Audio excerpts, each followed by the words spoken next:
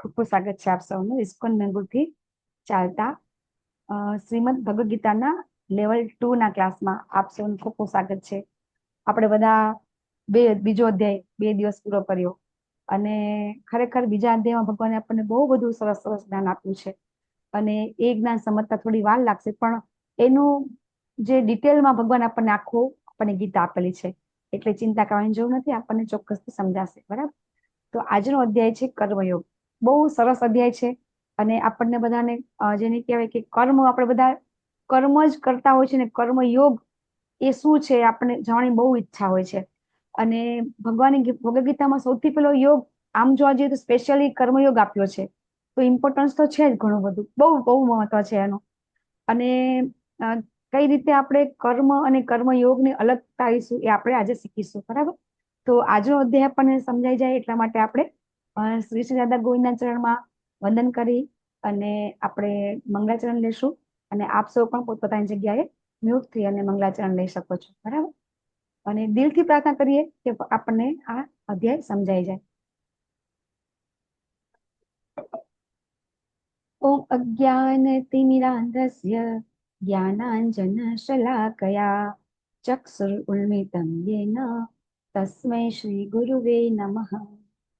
શ્રી ચૈતન્ય મનોભીષ્ટં સ્થાપિतं येन भूतले स्वयं रूप कदामयं ददाति स्वपदान्तिकं वन्देऽहं श्रीगुरु श्रीयुतपदकमलं श्रीगुरुन् वैष्णवांश्च श्रीरूपं साग्रजातं सगणरघुनाथान्वितं तं सजीवं साद्वैतं सावधूतं परिजनसहितं श्रीकृष्ण चैतन्य देवं श्री राधा कृष्ण पादां सगण ललिता श्री विशाखान्वितांश्च हे कृष्ण करुणा सिंधो दीन बंधो जगतपते गोपेश गोपिका कांत राधा कांत नमोस्तुते.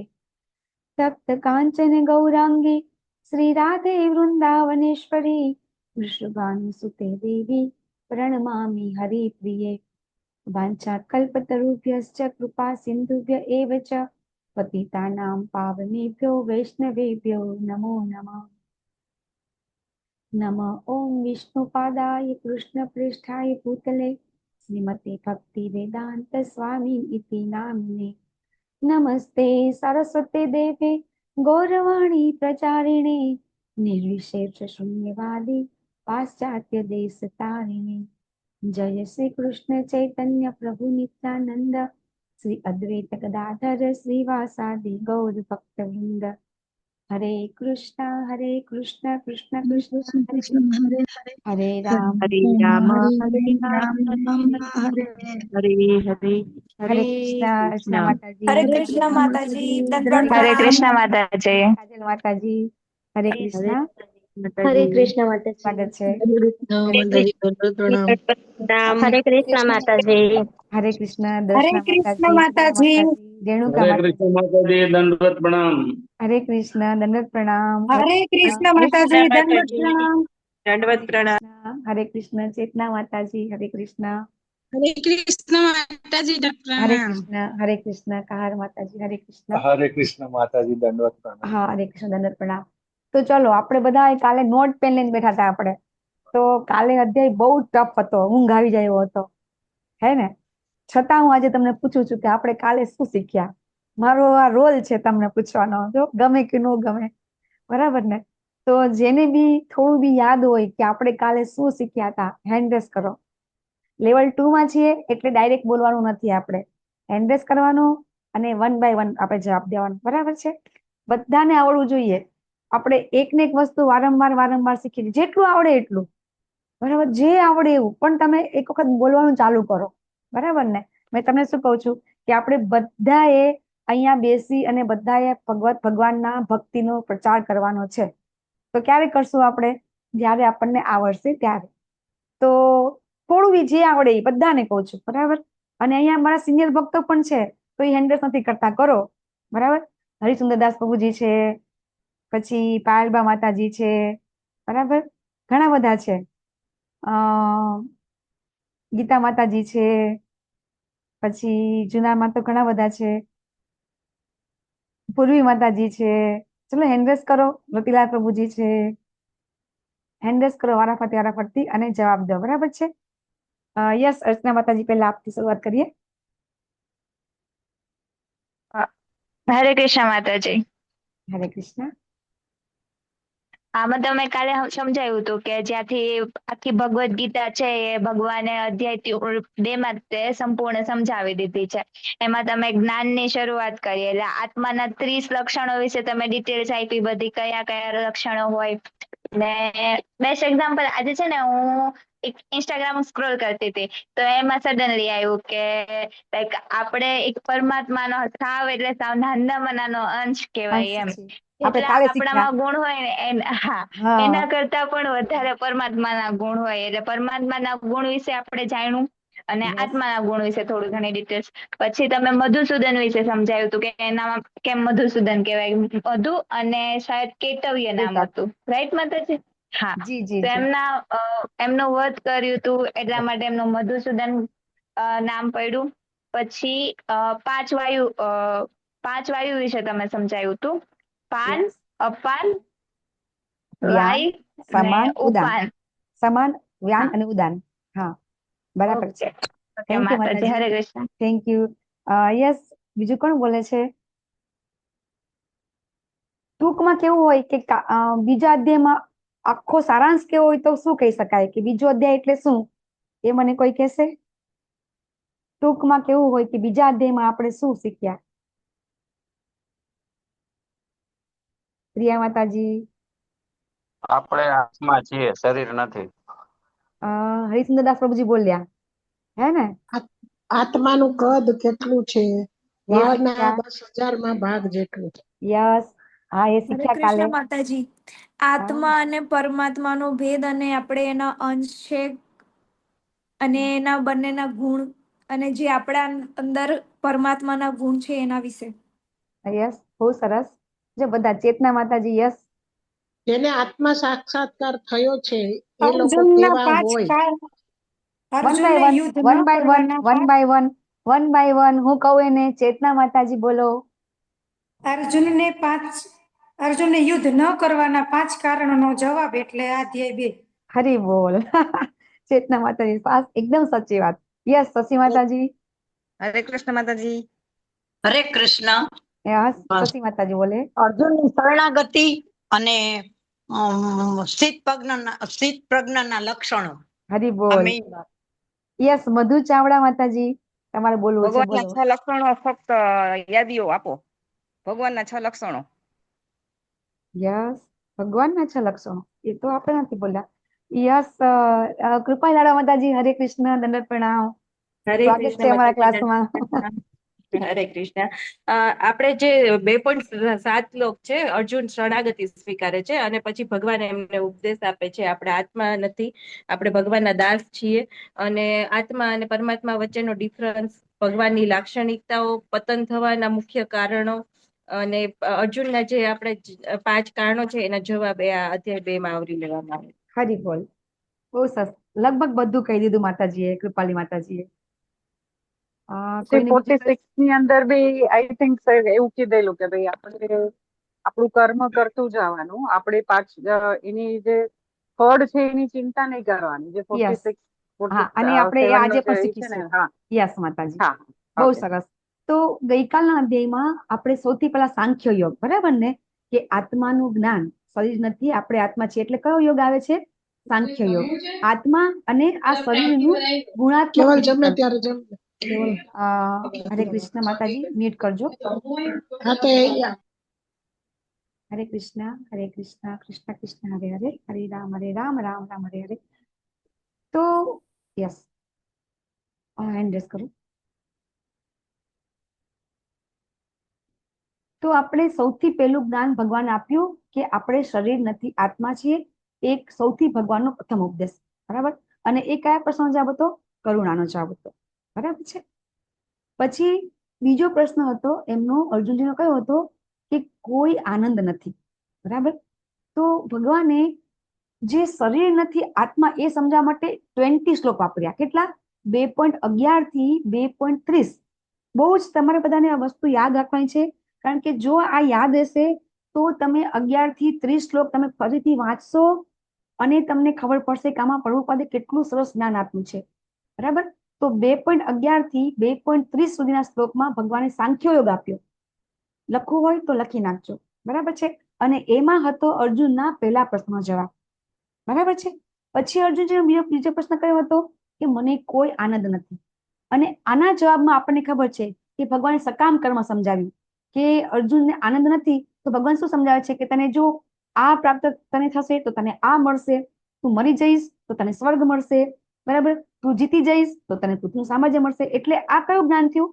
આ નીચલી લેવલ કે જે આપણા લોકો માટે છે, કે આપણે બધા પણ આ જ વિચાર કરીએ છીએ. આપણે શું કરીએ તો શું પ્રાપ્ત થાય, આને કહેવાય સકામ કર્મ. ડિટેલમાં આપણે આજે ભણશું કે સકામ કર્મ યોગ, સકામ કર્મ શું. તો એ પ્રશ્નનો જવાબ આપ્યો ભગવાને અર્જુનજીને કે કોઈ આનંદ નથી એના માટે. તો એના માટે ભગવાને કેટલા શ્લોક વાપર્યા છે? 31 to 37. આ શ્લોકમાં ભગવાને સકામ કર્મ વિશે સમજાવ્યું છે આપણને, જે આપણા માટે બહુ જ મહત્વનું હતું. પછી અર્જુનજીનો ત્રીજો પ્રશ્ન હતો કે પાપનો ભય. તો મેં સ્પેશિયલી 2.47 ભગવાન સમજાવે છે. બરાબર. અને પછી નિષ્કામ કર્મ યોગ વિશે ભગવાન સમજાવે છે. અને એના માટે ભગવાન 38 to 53 શ્લોક વાપરે છે. નિષ્કામ કર્મ, નિષ્કામ કર્મ યોગ બંને વસ્તુ અલગ છે. આપણે વધારે ડિટેલમાં 5મા અધ્યાયમાં સમજીશું. આપણને તો એમ છે ને કે નિષ્કામ કર્મ કરીએ. નિષ્કામ કર્મ એટલે શું? તો કે ભાઈ કોઈ સ્વાર્થની ભાવના ન હોય તો નિષ્કામ કર્મ તો શ્રેષ્ઠ કહેવાય ને. તો પણ આ પણ શ્રેષ્ઠ કેવી રીતે નથી? જો તમને થશે કે માતાજી તો સારું સારું બધું એ ખરાબ ખરાબ કહેતા જાય છે. પુણ્ય કર્મ તો કે નહીં કરવાના, નિષ્કામ કર્મ તો કે નહીં કરવાના, તો કરવાનું શું? તમને પ્રશ્ન થતો હશે હે ને. તો આપણે ધીમે ધીમે ધીમે તમે સ્ટેપ બાય સ્ટેપ સમજશો કે કઈ રીતે આપણને ભગવાન સમજાવવા માંગે છે કે નિષ્કામ કર્મમાં પણ થોડુંક બંધન છે. તો શેમાં બંધન નથી? શું કરીએ તો આપણને તકલીફ ન પડે? તો એના માટે 5મા અધ્યાય સુધી રાહ જોજો. બરાબર. પછી ભગવાને અર્જુનજીનો જે પ્રશ્ન હતો ત્રીજો પાપનો ભય, અને ચોથો હતો કૌટુંબિક પરંપરાનો નાશ. તો એના માટે ભગવાન થોડુંક જ્ઞાન આપ્યું 45-46 શ્લોકની અંદર કે કઈ રીતે યુધિષ્ઠિર મહારાજ જયારે શાસન કરશે તો થોડુંક વૈદિક જ્ઞાન આપ્યું છે અંદર. જો તમે વાંચશો 45મો અને 46મો શ્લોક તમે રીડ કરશો, એમાં પ્રભુપાદે જે ભાવાર્થ આપ્યો છે તમે વાંચશો તો થોડુંક વૈદિક જ્ઞાન અંદર આવે છે. એટલે જેની કે ભગવાન થોડુંક જ્ઞાન આપવાનું ચાલુ કરે છે, વૈદિક જ્ઞાન આપવાનું ચાલુ કરે છે. પછી આવે છે અનિર્ણિતા. અર્જુનજીને થાય છે કે મારે શું કરવું ને શું ન કરવું. તો કયો શ્લોક આવે છે અનિર્ણિતા માટે?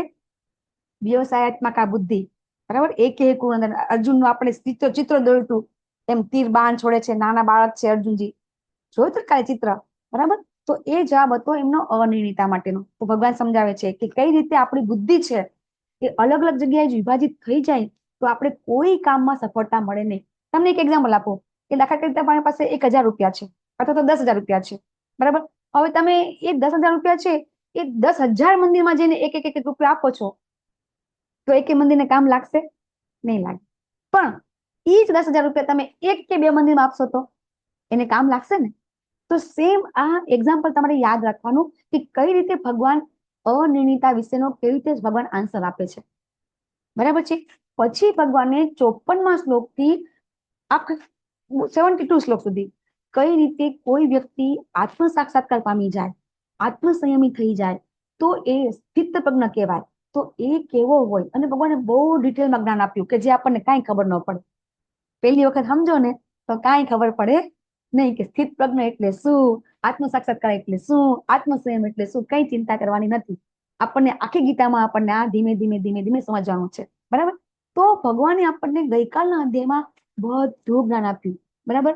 અને જે નેહાભિક્રમા સ્વસ્તિ વાળો છે એમાં થોડોક ભક્તિ યોગ ભગવાન આપ્યો કે ભગવાને એવું સમજાવ્યું કે તમે જે પણ કાર્ય કરો છો એમાં જો ભગવાન વચ્ચે હોય ને તો ક્યાંય તકલીફ પડતી નથી. અહીંયા આપણને ભક્તિ યોગ પણ આપ્યો. એટલે તમને બધાને કાલે ઊંઘ કેમ આવી હતી કે થોડુંક ડિફિકલ્ટ હતું સમજવાનું, કેવી રીતે સમજવું, ક્યાંથી ક્યાં વાત જાય છે ખબર નથી પડતી, કયો શ્લોક ક્યાં જાય છે, કયો શ્લોક ક્યાં ટચ થાય છે. તો મેં તમને આજે એ બધા શ્લોકનો સારાંશ સમજાવ્યો કે કઈ રીતે કયા કયા શ્લોકમાં કયો કયો યોગ ભગવાને આપ્યો છે. જો તમે લખી નાખ્યું હોય તો હવે તમને આગળ બહુ કામ લાગશે. બરાબર. તમે જો આ લખી નાખ્યું હોય તો આ તમને ક્યાંય આ પીપીટીમાં પણ નથી. આ મેં મારી જાતે બધું જેને કહેવાય ને સંશોધન કરીને થોડું થોડું લખ્યું છે કે જેથી કરીને તમને આગળ સમજવામાં તમને તકલીફ નહીં પડે કે કઈ રીતે ક્યાં કર્મયોગ છે. યસ દેવાની માતાજી, કઈ ન હોય તો ઇમ્પોર્ટન્ટ હોય તો બોલો માતાજી. હા માતાજી, મારે ખાલી આ કરુણા જે પેલું હતું ને, બાકી બધું મેં લખી નાખ્યું છે, હા પણ કરુણા માટે તમે જે કીધું ને, મને એકવાર રિપીટ કરી શકશો? જી, 2.11 થી 2.30 એની અંદર 30. ભગવાને સાંખ્ય યોગ સાંખ્ય યોગ. આપ્યો છે. સાંખ્ય યોગ. હા. અને સાંખ્ય યોગ તમે જે બી આપણા બધા બીજા કપિલ મુનિ છાયા ગયા, બરાબર, દેવહૂતિના જે ઉપદેશ છે એમાં પણ સાંખ્ય યોગ છે ભાગવતમની અંદર, બહુ ડિટેલમાં છે, બરાબર. તો એ તમે પછી તમે જયારે ભક્તિ શાસ્ત્રીમાં આવશો ને ત્યારે અમે તમને વાંચવાનું કહેશું કે તમારે ડિટેલમાં સાંખ્ય યોગ સમજવો હોય તો એના માટે ભાગવતમની અંદર જ્યારે કંદર મુનિ અને દેવહૂતિ માતા છે એમના કુખે ભગવાને પોતે જન્મ લીધો છે, અને એ હતા ભગવાન કપિલ. અને કપિલ દેવ છે એ પોતાની માતાને ઉપદેશ આપે છે, અને એ છે સાંખ્ય યોગ. બહુ જ બહુ જ બહુ જ ઇમ્પોર્ટન્ટ છે, કારણ કે આપણે સૌથી પહેલું જ્ઞાન આ પ્રાપ્ત કરવાનું છે સાંખ્ય યોગનું. અને ભગવાને આપણને 20 શ્લોક આપીને બતાવ્યું છે. બહુ સરસ આપણે સમજી ગયા. આપણે એના માટે અડધી કલાક લીધી હતી ગઈકાલે સાંખ્ય યોગ વિશે, આપણે કે કઈ રીતે આપણે આ શરીર છીએ કે આત્મા છીએ. યસ પરેશ પ્રભુજી. હરે કૃષ્ણ માતાજી, આપણે કપિલ મુનિએ માતાજીને એકચ્યુઅલી કપિલ ગીતા પણ કહેલી ને માતાજી, જે કપિલ ગીતા એ જ છે ઉપદેશ છે ને, જે એની પછી નાનકડી બુક બહાર પડી છે. મારા તમારા જેવા કોઈ વધારે હોશિયાર વ્યક્તિ હોય ને, બધા આપણે કેવા છીએ બધા કે આપણને આપણું નામ થાય એના માટે આપણે કંઈક ને કંઈક નવું કરીએ, બરાબર. તો ભાગવતમમાંથી જે રીતે ગીતામાંથી બધા ઉચકી ઉચકીને બધા લેક્ચર લે છે ને, એ રીતે ભાગવતમમાંથી બધા ઉચકી ઉચકીને લેક્ચર લેતા હોય છે, બરાબર. તો એ રીતે ખરેખર કર્મકાંડી જે બ્રાહ્મણો હોય છે ને, એ મૃત્યુ પછી 13મા દિવસે જે ગીતાનું પઠન કરવાનું છે ને, એમાં આઈડિયા ગીતા પણ કહે છે, કહેતા હોય છે. યસ પ્રભુજી. તો આજનો અધ્યાય છે બહુ સરસ, એકદમ ઈઝી સમજવો છે, બરાબર. કારણ કે આપણે બધા કર્મ જ કરીએ છીએ અને કર્મયોગ આપણે સમજવાનો છે, એટલે બિલકુલ અઘરું નથી. પણ જે આપણે સમજીએ છીએ એ સાચું સમજીએ છીએ, એ આપણે આજે સમજવાનું છે. તો ખરેખર કર્મ અને કર્મયોગ એના વચ્ચે શું ડિફરન્સ છે એ આપણે સમજીશું, બરાબર. અહીંયા પ્રભુપાદ જેમણે આ ઇસ્કોનની સ્થાપના કરી, આ સંસ્થાની સ્થાપના કરીને આખા વર્લ્ડની અંદર જેને કહેવાય કે દરેક વ્યક્તિને ભગવાનના ભક્ત બનાવે છે, એ શું કરેલું છે કે એમને ભગવાનના પરમ ભક્ત હતા. તો એ 69 વર્ષની ઉંમરે, સાંભળો, 69 વર્ષની ઉંમરે એ માલવાહક જહાજની અંદર આજથી 1965 એ અમેરિકા ગયા હતા. શું કામ? તો કે કૃષ્ણ ભક્તિનો પ્રચાર કરવા માટે. તો આપણે વિચાર કરીએ કે અત્યારે આપણા ઘરમાં કોઈ 60 કે 65 વર્ષનું અત્યારે કોઈ હાજર હોય અહીંયા, તો 65 વર્ષના વ્યક્તિને એના ઘરના વ્યક્તિ એકલા બહાર પણ મોકલતા નથી. 65 વર્ષની કોઈ વ્યક્તિ હોય તો એને આપણે બહાર પણ ન મોકલીએ. ત્યારે આ દાદા પોતે પાછે 40 રૂપિયા હતા એમની પાસે. કેટલા? ફક્ત 40 રૂપિયા જ હતા. અને ભાગવતમનો પહેલો સ્કંદ છે એની 3 નકલ હતી, બરાબર. અને જે અમુક ચોપાનિયા કે જે આપણે કહીએ ને કે આપણે જાહેરાત માટે ચોપાનિયા નથી છપાવતા, એવા ચોપાનિયા લઈને ગયા હતા. અને માલવાહક જહાજ કે જે જહાજની અંદર સામાન જતો હોય એ જહાજમાં બેસી અને કેટલી મુશ્કેલી એ આપણા એટલે ઈ ગયા હતા. તો એમને શું જરૂર હતી આવી કરવાની? એ તો વૃંદાવનમાં મજાના મસ્ત રાધા દામોદર મંદિરમાં રહી અને ભક્તિ કરી શકતા હતા. એ તો હાઈ ક્લાસ જગ્યાએ રહેતા હતા એ, અને એનો પોતાનો ઉદ્ધાર કરી શકતા હતા. તો જ્યારે આપણને ગીતા બરાબર સમજાશે, 18મા અધ્યાયમાં આપણે આવીશું અને ભગવાન આપણને કહે છે કે મને કોણ પ્રિય છે, તો એ વસ્તુ અને આ દાદાના જે ગુરુ મહારાજ ભક્તિ સિદ્ધાંત સરસ્વતી ઠાકુર મહારાજ એમને કીધું હતું કે તમારું અંગ્રેજી બહુ સારું છે, તમે શા માટે આપણો જે વૈદિક સાહિત્ય છે, કે જે વૈદિક સાહિત્ય ક્યાંય અંગ્રેજીમાં નથી, નહોતું. 50 વર્ષ પહેલા કોઈ જગ્યાએ આપણું આ ગીતા છે, ભાગવતમ છે, જેને કહેવાય કે આપણા પુરાણ છે, એ કોઈ કરતા કોઈ સાહિત્ય અંગ્રેજીમાં નહોતા. એમણે લખ્યા પણ ખરા, અને અંગ્રેજ દેશમાં જઈ લંડન, અમેરિકા, રશિયા, ચાઇના કોઈ દેશ બાકી નથી. એમણે આખી પૃથ્વીની પ્રદક્ષિણા 14 કરતા વધારે વખત, આમ તો લોકો 16 વખત કે છે, પણ 14 વખત તો એમણે કરી જ છે આખા પૃથ્વીના. હવે તમે વિચાર કરો કે આપણે અત્યારે અહીંથી અમેરિકા જઈએ એટલે આખું શેડ્યુલ ચેન્જ થઈ જાય, બરાબર છે. અને આપણી જે દૈહિક ક્રિયા છે બધી આખી ચેન્જ થઈ જાય. તો દાદા તો આટલી મોટી ઉંમર હતી તો તકલીફ નહીં પડી હોય? તો બોલો, તો એમને કોઈ પણ વખતે એક પણ દેશમાંથી બીજા દેશમાં જતા વખતે એને ક્યારેય તકલીફ નથી પડી અમને. તો એ કહેવાય કર્મ કર્યું, અને એને કહેવાય કર્મયોગ. કે કયું કર્મ કર્યું? તો કે એમણે અંગ્રેજીમાં બધા પુસ્તકો લખ્યા, બરાબર, બધી વૈદિક સાહિત્ય, સંસ્કૃતનું અંગ્રેજી કર્યું. સંસ્કૃતનું વિચાર કરો કેટલું બધું અઘરું છે. એક તો સંસ્કૃત અઘરું છે, બરાબર છે, અને એ સંસ્કૃતનું અંગ્રેજી કર્યું અને ઇંગ્લિશ કરી અને પછી કરીને પછી બધાને સમજાવ્યું. અને કેવા લોકોને કે જે લોકોએ એમની જિંદગીમાં ભગવાન કૃષ્ણનું નામ નથી સાંભળ્યું, વૈદિક સાહિત્ય, વૈદિક શબ્દ નથી સાંભળ્યો. હા, અધ્યાત્મ બધાને ખબર છે કે ભારત દેશની અંદર લોકો બધા અધ્યાત્મવાદી છે, એટલી બધાને ખબર છે કે સ્પિરિચ્યુઅલ જે નોલેજ છે એ ક્યાં છે, તો કે ઇન્ડિયામાં છે, એટલી બધાને વર્લ્ડમાં બધાને ખબર છે. એટલા માટે પ્રભુપાદ જયારે અમેરિકા ગયા તો એમની પેલા ઇન્ડિયામાંથી ઘણા ગયા હતા, અલગ અલગ વાળા બધા. અમેરિકા જવું કોને ન ગમે? કે બધાને અમેરિકા જાય ને ભક્તિનો પ્રચાર થાય તો પોતાનું નામ થાય, કોને ન ગમે? બરાબર. તો ઘણા સંતો છે ગયા હતા. તો થયું શું ખબર છે? એ ગયા અમેરિકા, બધાને પોતાના જેવા કરવા ગયા, પણ ઈ અમેરિકન બની ગયા. પોતે ધોતી કુર્તો પહેરીને ગયા હતા અને સૂટ પહેરીને પાછા ઇન્ડિયા આવતા રહ્યા. આવું થયું હતું. પ્રભુપાદનું આવું ન થયું, બરાબર.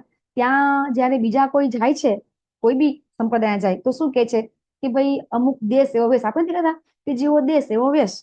તો એ લોકો ત્યાં એમ કે છે કે ઠંડો પ્રદેશ હોય તો કે દારૂ તો પીવો જ પડે, આ તો ખાવું જ પડે, ગરમ ગરમ ખાવું જોઈએ, કહેતા હોય છે ને. તો પ્રભુપાદે ક્યારેય આવું એક્સક્યુઝ આપ્યું નથી. અને એમણે જેટલા ભક્તો બનાવ્યા એ બધા ભક્તો પણ માંસાહારી માંથી બધા, જેને કહેવાય વેજીટેરિયન થઈ ગયા બધા. અને એ લોકોની તો ડ્રગ્સ વસ્તુ તો છે ને, દારૂ તો બહુ ત્યાં તો કોમન છે. અહીંયા ઇન્ડિયામાં પણ આપણે ગુજરાત સિવાય બધી જગ્યાએ દારૂ કોમન છે. તો ત્યાં દારૂ સિવાયના જે બીજા વ્યસન ડ્રગ્સ જે છે ને, એવા નામ પ્રભુપાદના જીવન વિલ્યામાં છે કે આપણે નામ સાંભળી, આપણે નામ નથી સાંભળ્યા, પણ ત્યાં એ પણ ઇઝીલી અવેલેબલ અમેરિકાની અંદર હતું એ વખતે. અત્યારે પણ છે કે અમુક ડ્રગ્સ તો અત્યારે પણ ઇઝીલી મળી જાય છે. તો એવા ડ્રગ્સનું સેવન કરતા લોકોને ભગવાનના ભક્ત બનાવ્યા છે. અને એ લોકો એમનો પહેરવેશ છોડી દીધો છે, પોતાની રહેણી કરણી બધું જ ધડ માથામાંથી પરિવર્તન કર્યું છે. એ આ જેને કહેવાય છે હિઝ ડિવાઇન ગ્રેસ, એસી એટલે અભય ચરણાવિંદ ભક્તિ વેદાંત સ્વામી. અને બધા એમને પ્રેમથી એમના ભક્તો પ્રભુપાદ કે છે એમને, કે પ્રભુના ચરણમાં જેમનો વાસ છે એ, અને પ્રભુના પાદ જેવા છે. તો એ પ્રભુપાદ છે એ જેમણે એટલું બધું કષ્ટ સહન કર્યા છે. તો આપણે જો વાત કરીએ છીએ તેની આટલી જાડી 2 બુક છે જીવન લીલાની એમની, હજી અમે એની 25% પણ વાંચી નથી રહ્યા. તો એમના વિશે તો બોલવું આપણે તો જેને કે આપણે બહુ નાના પડીએ, આપણે કાંઈ એમના બોલવા માટે આપણે સક્ષમ જ નથી, આપણે કે આપણી કોઈ લાયકાત પણ નથી. પણ અહીંયા કર્મની વાત ચાલી રહી છે એટલા માટે આપણે કહી રહ્યા છીએ કે કર્મ એની સ્ટાર્ટિંગમાં ચિત્ર શું કામ મૂક્યું છે કે કર્મ એટલે શું કહેવાય અને કર્મયોગ શું કહેવાય, એનો ડિફરન્સ અહીં બતાવવાનો છે. કે બીજા લોકો પણ અમેરિકામાં ગયા, ભક્તિ કરવા ગયા, એમની બી ઈચ્છા હતી કે ભક્તિનો પ્રચાર થાય, પણ જ્યાં સુધી આપણું જ કર્મ છે એ કર્મ બેસ્ટ ન હોય તો બીજાને કર્મ આપણે કઈ રીતે બેસ્ટ આપી શકીએ? તમે લોકોએ કદાચ ગાંધીજીના પેલું બુક છે એમની કે એમના આત્મકથાનું નામ શું છે? કયા પ્રયોગો? સત્યના પ્રયોગો એવું નામ છે ગાંધીજીની બુક, બરાબર છે? હા, તો તમે કદાચ એ બુક ઘણા વાંચી હશે, ઘણા એ બુક વાંચી હશે, બરાબર. તો એની અંદર ગાંધીજી એક એક્ઝામ્પલ આપે છે, બરાબર. તમે લોકો કદાચ વાંચી તો ખબર હશે કે એક માતાજી એટલે એક સ્ત્રી છે, એના બાળકને લઈને આવે છે અને કે છે કે ગાંધીજી કે આ બાપુ કે આ અમારો છોકરો છે આ ચોકલેટ ને બધું બહુ ખાય છે, તો આ વસ્તુ મૂકી શકતો નથી, મને બહુ ખાસ યાદ નથી, પણ કંઈક આવું વાત કરવા જાય છે. તો ગાંધીજી કહે છે કે તમે આટલા દિવસ પછી ફરીથી આવજો. તો પછી પેલા બેન ફરીથી જાય છે એટલા દિવસ પછી. તો પછી ગાંધીજી કહે છે કે ભાઈ આવું ના ખવાય, બરાબર, આથી હેલ્થ નુકસાન થાય છે, આમ છે તેમ છે બધું કહે છે. તો પેલા બેન કે તમે આ તો પેલા પણ કહી શકતા હતા, કેમ અમને અઠવાડિયા પછી આવું કેવા બોલાવી? ગાંધીજી શું કહે છે કે પેલા હું એનું પાલન કરવું તો હું કહી શકું ને કે ભાઈ આ ન કરાય, બરાબર. તો આપણે જયારે મારા કર્મ અત્યારે હું મંગળા આરતી ન ઉઠું, તમને મંગળા આરતીમાં આવજો, ખબર તમે મને ગોતો કે આ બેન ક્યાં છે? ધાવણી માતાજી રોજ આવે છે, બરાબર છે, નવા ભક્ત આવે મને બહુ ગમે. તો હવે આપણે જે વસ્તુ ના કરતા હોય અને આપણે બીજાને કહીએ તો એ અસર જ ના કરે. જ્યારે આપણે કોઈને કાંઈ જ્ઞાન આપીએ અને એ જ્ઞાન ક્યારે અસર કરે કે જ્યારે આપણે કરતા હોય તો પ્રભુપાદમાંથી કઈ રીતે લોકોએ એમના જીવનમાં પરિવર્તન કેમ આવ્યા. આપણા જીવન તો ગુજરાતી લોકોને તો માંસાહાર ન કરવું કઈ નહીં, આપણે ખાતા જ નથી, દાળ કે પીતા જ નથી. આપણા માટે 4 નિયમન પાલન ઈઝી છે, આપણા માટે 4 નિયમન પાલન ઈઝી છે, પણ એ લોકો માટે ઈઝી નતું. બરાબર, તો એ લોકોએ કરી બતાવ્યું. યસ પરેશા પ્રભુજી, આપણે આજે સ્ટાર્ટ કરીએ. માતાજી પેલો ગાંધીજીનો તમે જે દાખલો આપ્યો ને માતાજી, અમે જયારે નાના ત્યારે ભણેલા ત્યારે એ નહીં હતા, સંત જ્ઞાનેશ્વર કરીને હતા. હા જી પ્રભુજી, તો આ ખબર એક્ઝામ્પલ તો આપણે ઘણી જગ્યાએ સાંભળ્યું છે. હા પ્રભુજી, આ સંત સત્યના પ્રયોગમાં જ્ઞાનેશ્વરનો દાખલો હતો. આ ગાંધીજીની આત્મકથામાં પણ છે પ્રભુજી. હા, એટલે સંત જ્ઞાનેશ્વરે ઈ પહેલા પહેલા ગોળ કીધું હશે. ખાવાનું કીધેલું હતું. હા ઈ પહેલા હા, કીધું હશે. ગોળ હા ગોળનું હતું એમને. પછી એમને જી છોડ્યા, પ્રભુજી. પછી એમને ઉપદેશ આપ્યો. હા, તો આપણે જો આ બધું આપણે ભણી ગયા, બરાબર. પહેલા અધ્યાયમાં શું હતું, બીજા અધ્યાયમાં શું હતું, બરાબર. હવે આપણે અર્જુનજી છે, એ અર્જુનજી એ સૌથી પહેલા જે આ અધ્યાયમાં છે, અર્જુનને મૂંઝવણ થઈ ગઈ. શું કામ થઈ ગઈ? ભગવાને બધું જ્ઞાન આપી દીધું. તમને બધાને થયું ને મૂંઝવણ કાલે? હાય હાય, આ તો શું ભણાઈ દીધું કાલે, કઈ ખબર પડી નહીં. તો અર્જુનને પણ એવું થયું. એમણે તરત પ્રશ્ન કરી દીધો. જો હોશિયાર વ્યક્તિ હોય ને એ તરત પ્રશ્ન કરે, એટલા માટે આપણે પ્રશ્ન કરવા જોઈએ. મેં કાલ બધાને પૂછ્યું કઈ પ્રશ્ન છે તો કરો, પણ કઈ ખબર, જો પ્રશ્ન ક્યારે થાય? એક તો કાંઈ સમજાય તો થાય, કાં ન સમજાય તો થાય. બરાબર, કઈ સમજાય નહીં ને તો શું થાય? પ્રશ્ન ન થાય. અને કાં તો બધું સમજાઈ જાય તો પ્રશ્ન ન થાય. હવે કઈ સમજાયું જ ન હોય તો પ્રશ્ન કેવી રીતે થાય? યસ તારી માતાજી.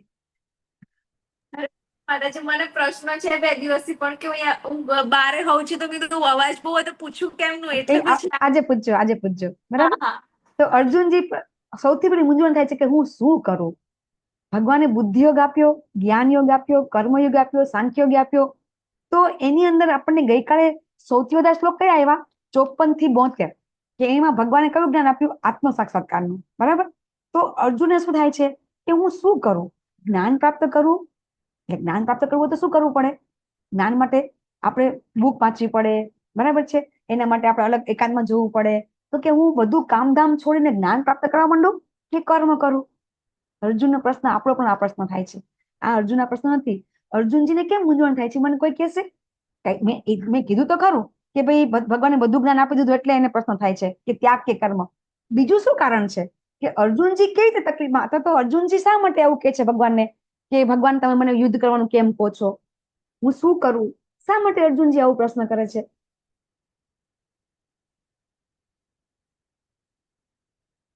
યસ દેવની માતાજી. હરે કૃષ્ણ માતાજી.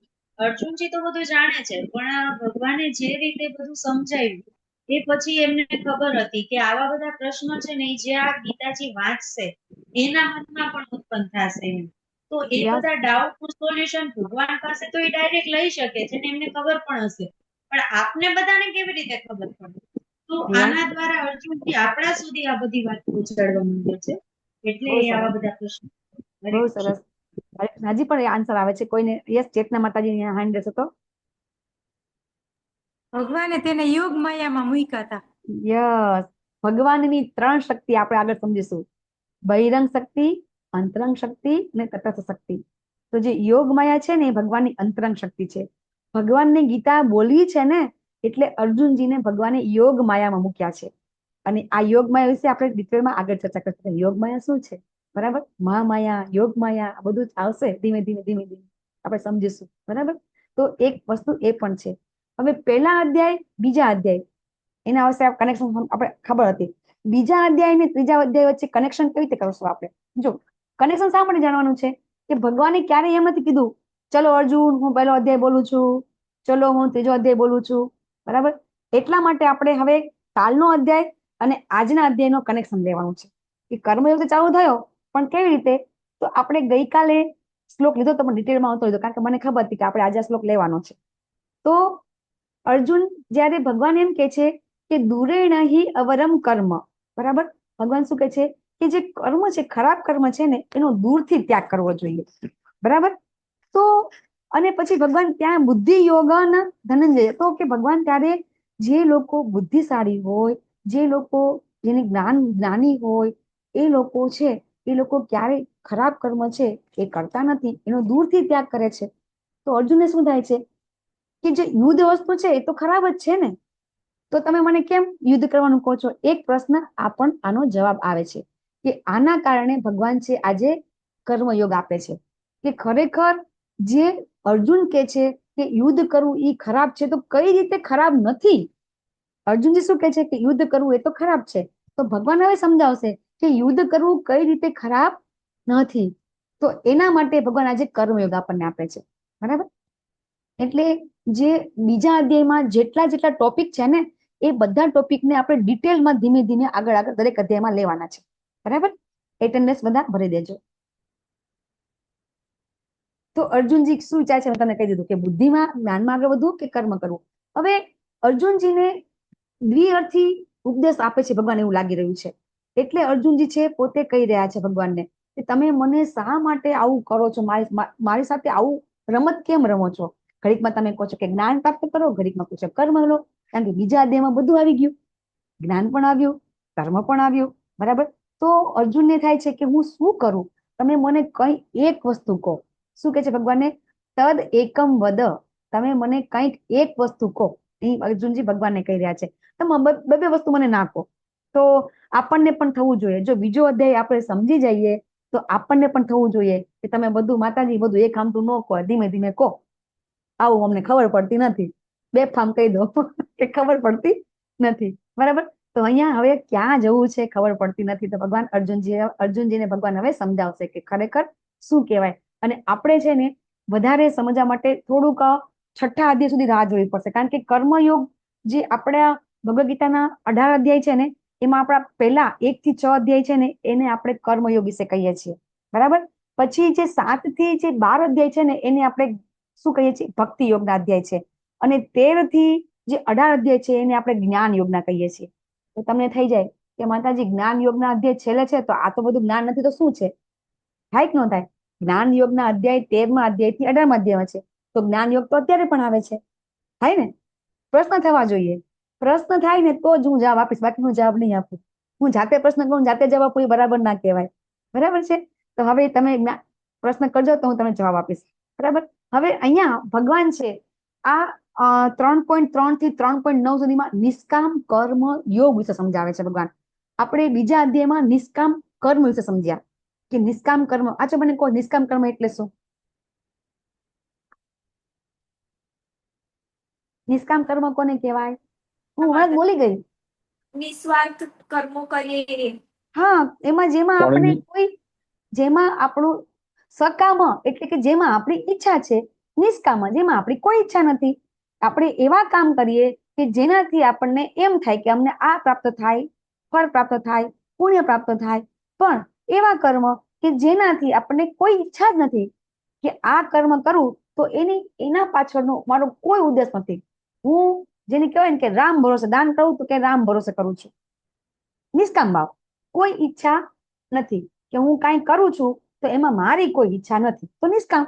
નિષ્કામ એટલે આમ એક યાદ રાખો, કામ એટલે કામના. કામના, ઈચ્છા, તૃપ્તિ, વાસના બધું થાય. કામનો અર્થ ઈચ્છા, તૃપ્તિ, વાસના, કામના બધું થાય, બરાબર? સકામ, તો કામની સાથે સ એટલે તમારે સમજવા માટે ઈઝી રહેશે. સકામ કર્મ કે કામ સાથે, તો કે ઈચ્છા સાથે. નિષ્કામ તો ની એટલે નહીં, બરાબર? યાદ રહી જશે તમને. આટલું તો યાદ રહી જશે કે સકામ અને નિષ્કામ, આટલું તો તમને યાદ રહી જવું જોઈએ. અને આ વસ્તુ તમારે છે 18 અધ્યાય સુધી યાદ રાખવાનું છે. સકામ નિષ્કામ 18 અધ્યાય સુધી યાદ રાખવાનું છે, બરાબર?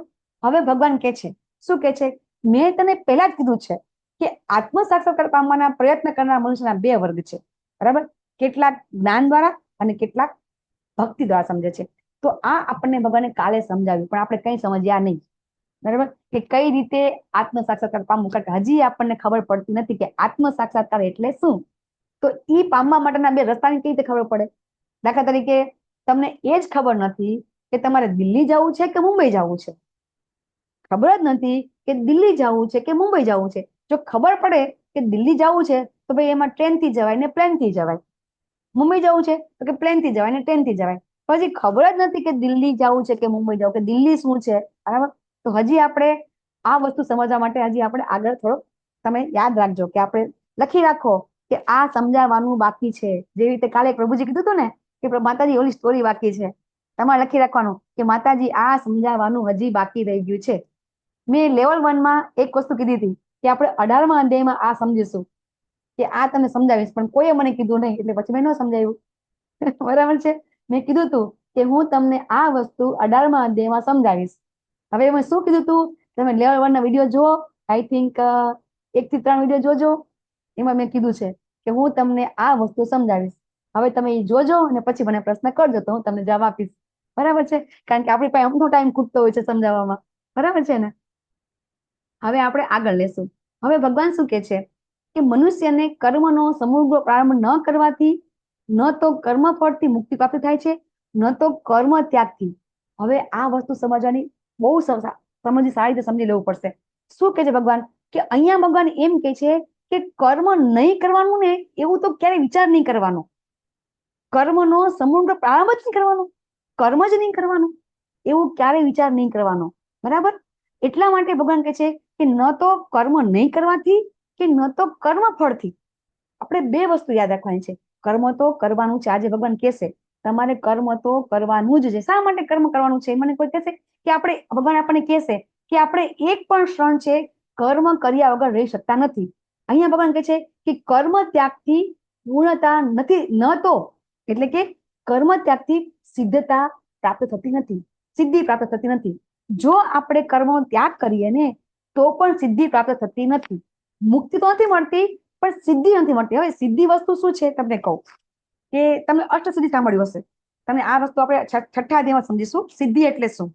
તો સિદ્ધિમાં અષ્ટસિદ્ધિ તમે સાંભળ્યું છે? હનુમાન ચાલીસામાં આવે છે અષ્ટસિદ્ધિ નવનિધિ કે દાતા. બરાબર ને, તમે બધું સમજ્યું હશે. તો આ જે સિદ્ધિ પ્રાપ્ત કરવી ને એ તો આ મુક્તિ અને ભક્તિ, બરાબર, એ જે કરવા પ્રયત્ન કરતા હોય ને એના માટે તો આ એકદમ જેને કહીએ કે બાય પ્રોડક્ટ કહીએ કે દાખલા તરીકે આપણે કંઈક પ્રાપ્ત કરતા હોઈએ તેમાં વચ્ચે વચ્ચે આપણને કંઈક મળી જાય. દાખલા તરીકે આપણે હિમાલય કાશ્મીર જોવા ગયા, બરાબર, તમે કાશ્મીર ફરવા ગયા તો વચમાં ઘણી બધી વસ્તુ એવી આવે ને કે જે સારી સારી જોવાની હોય.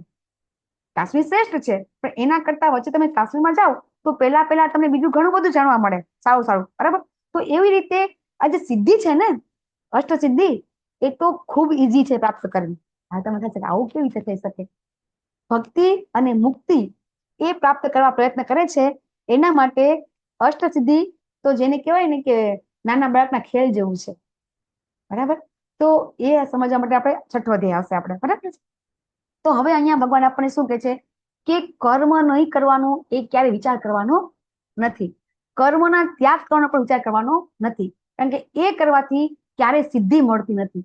તો જે લોકો હિમાલયમાં જઈને તપ કરે છે તેના માટે, અષ્ટસિદ્ધિ માટે.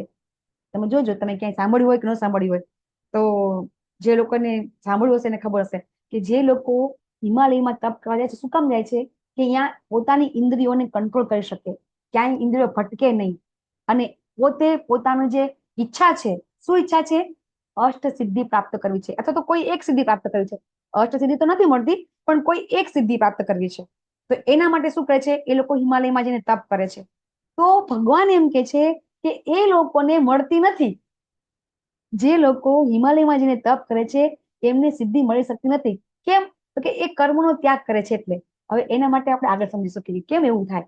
બરાબર. તો ભગવાન એમ કે છે કે હિમાલયમાં જઈને તપ કરે ને તો એને ત્યાં જઈને કર્મ તો કરવું જ પડે. ત્યાં જઈને પણ એને કર્મ તો કરવું જ પડે. એક પણ ક્ષણ કર્મ કર્યા વગર રહી શકતા નથી. એનું કારણ શું? કોઈ કહેશે મને? ભગવાન તો આગળ કહે છે આપણને, પણ આપણે કર્મ કર્યા વગર કેમ રહી શકતા નથી? કોઈ મને કહેશે?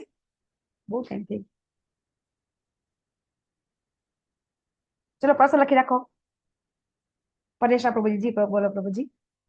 જો આવી ગયું કે પ્રત્યેક વ્યક્તિને તેની ભૌતિક પ્રકૃતિ દ્વારા મેળવેલા ગુણ અનુસાર દિવસ તેને કર્મ કરવું પડે છે. તેથી કોઈ પણ મનુષ્ય એક પણ ક્ષણ માટે કર્મ કર્યા વગર રહી શકતો નથી, જે ભગવાને કીધું.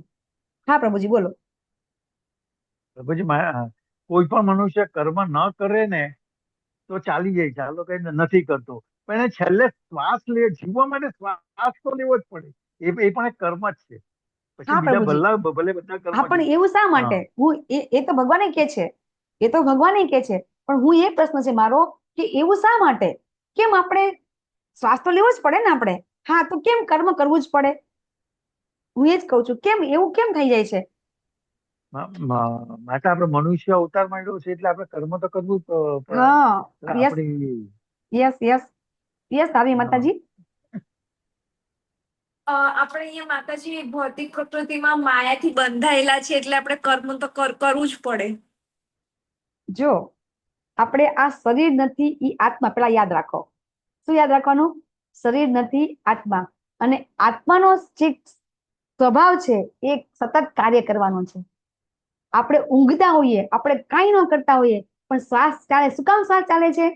આત્મા છે એટલે ને. આત્મા ન હોય તો આપણે આત્માને તો ભૂલી જ જઈએ છીએ. જ્યારે બી આપણે કઈ વાત કરીએ, જ્યારે બી કશું કરીએ તો આત્માને તો ભૂલી જ જઈએ છીએ. કારણ કે કોઈ આપણને યાદ કરાવ્યો જ નથી અત્યાર સુધી આત્માને.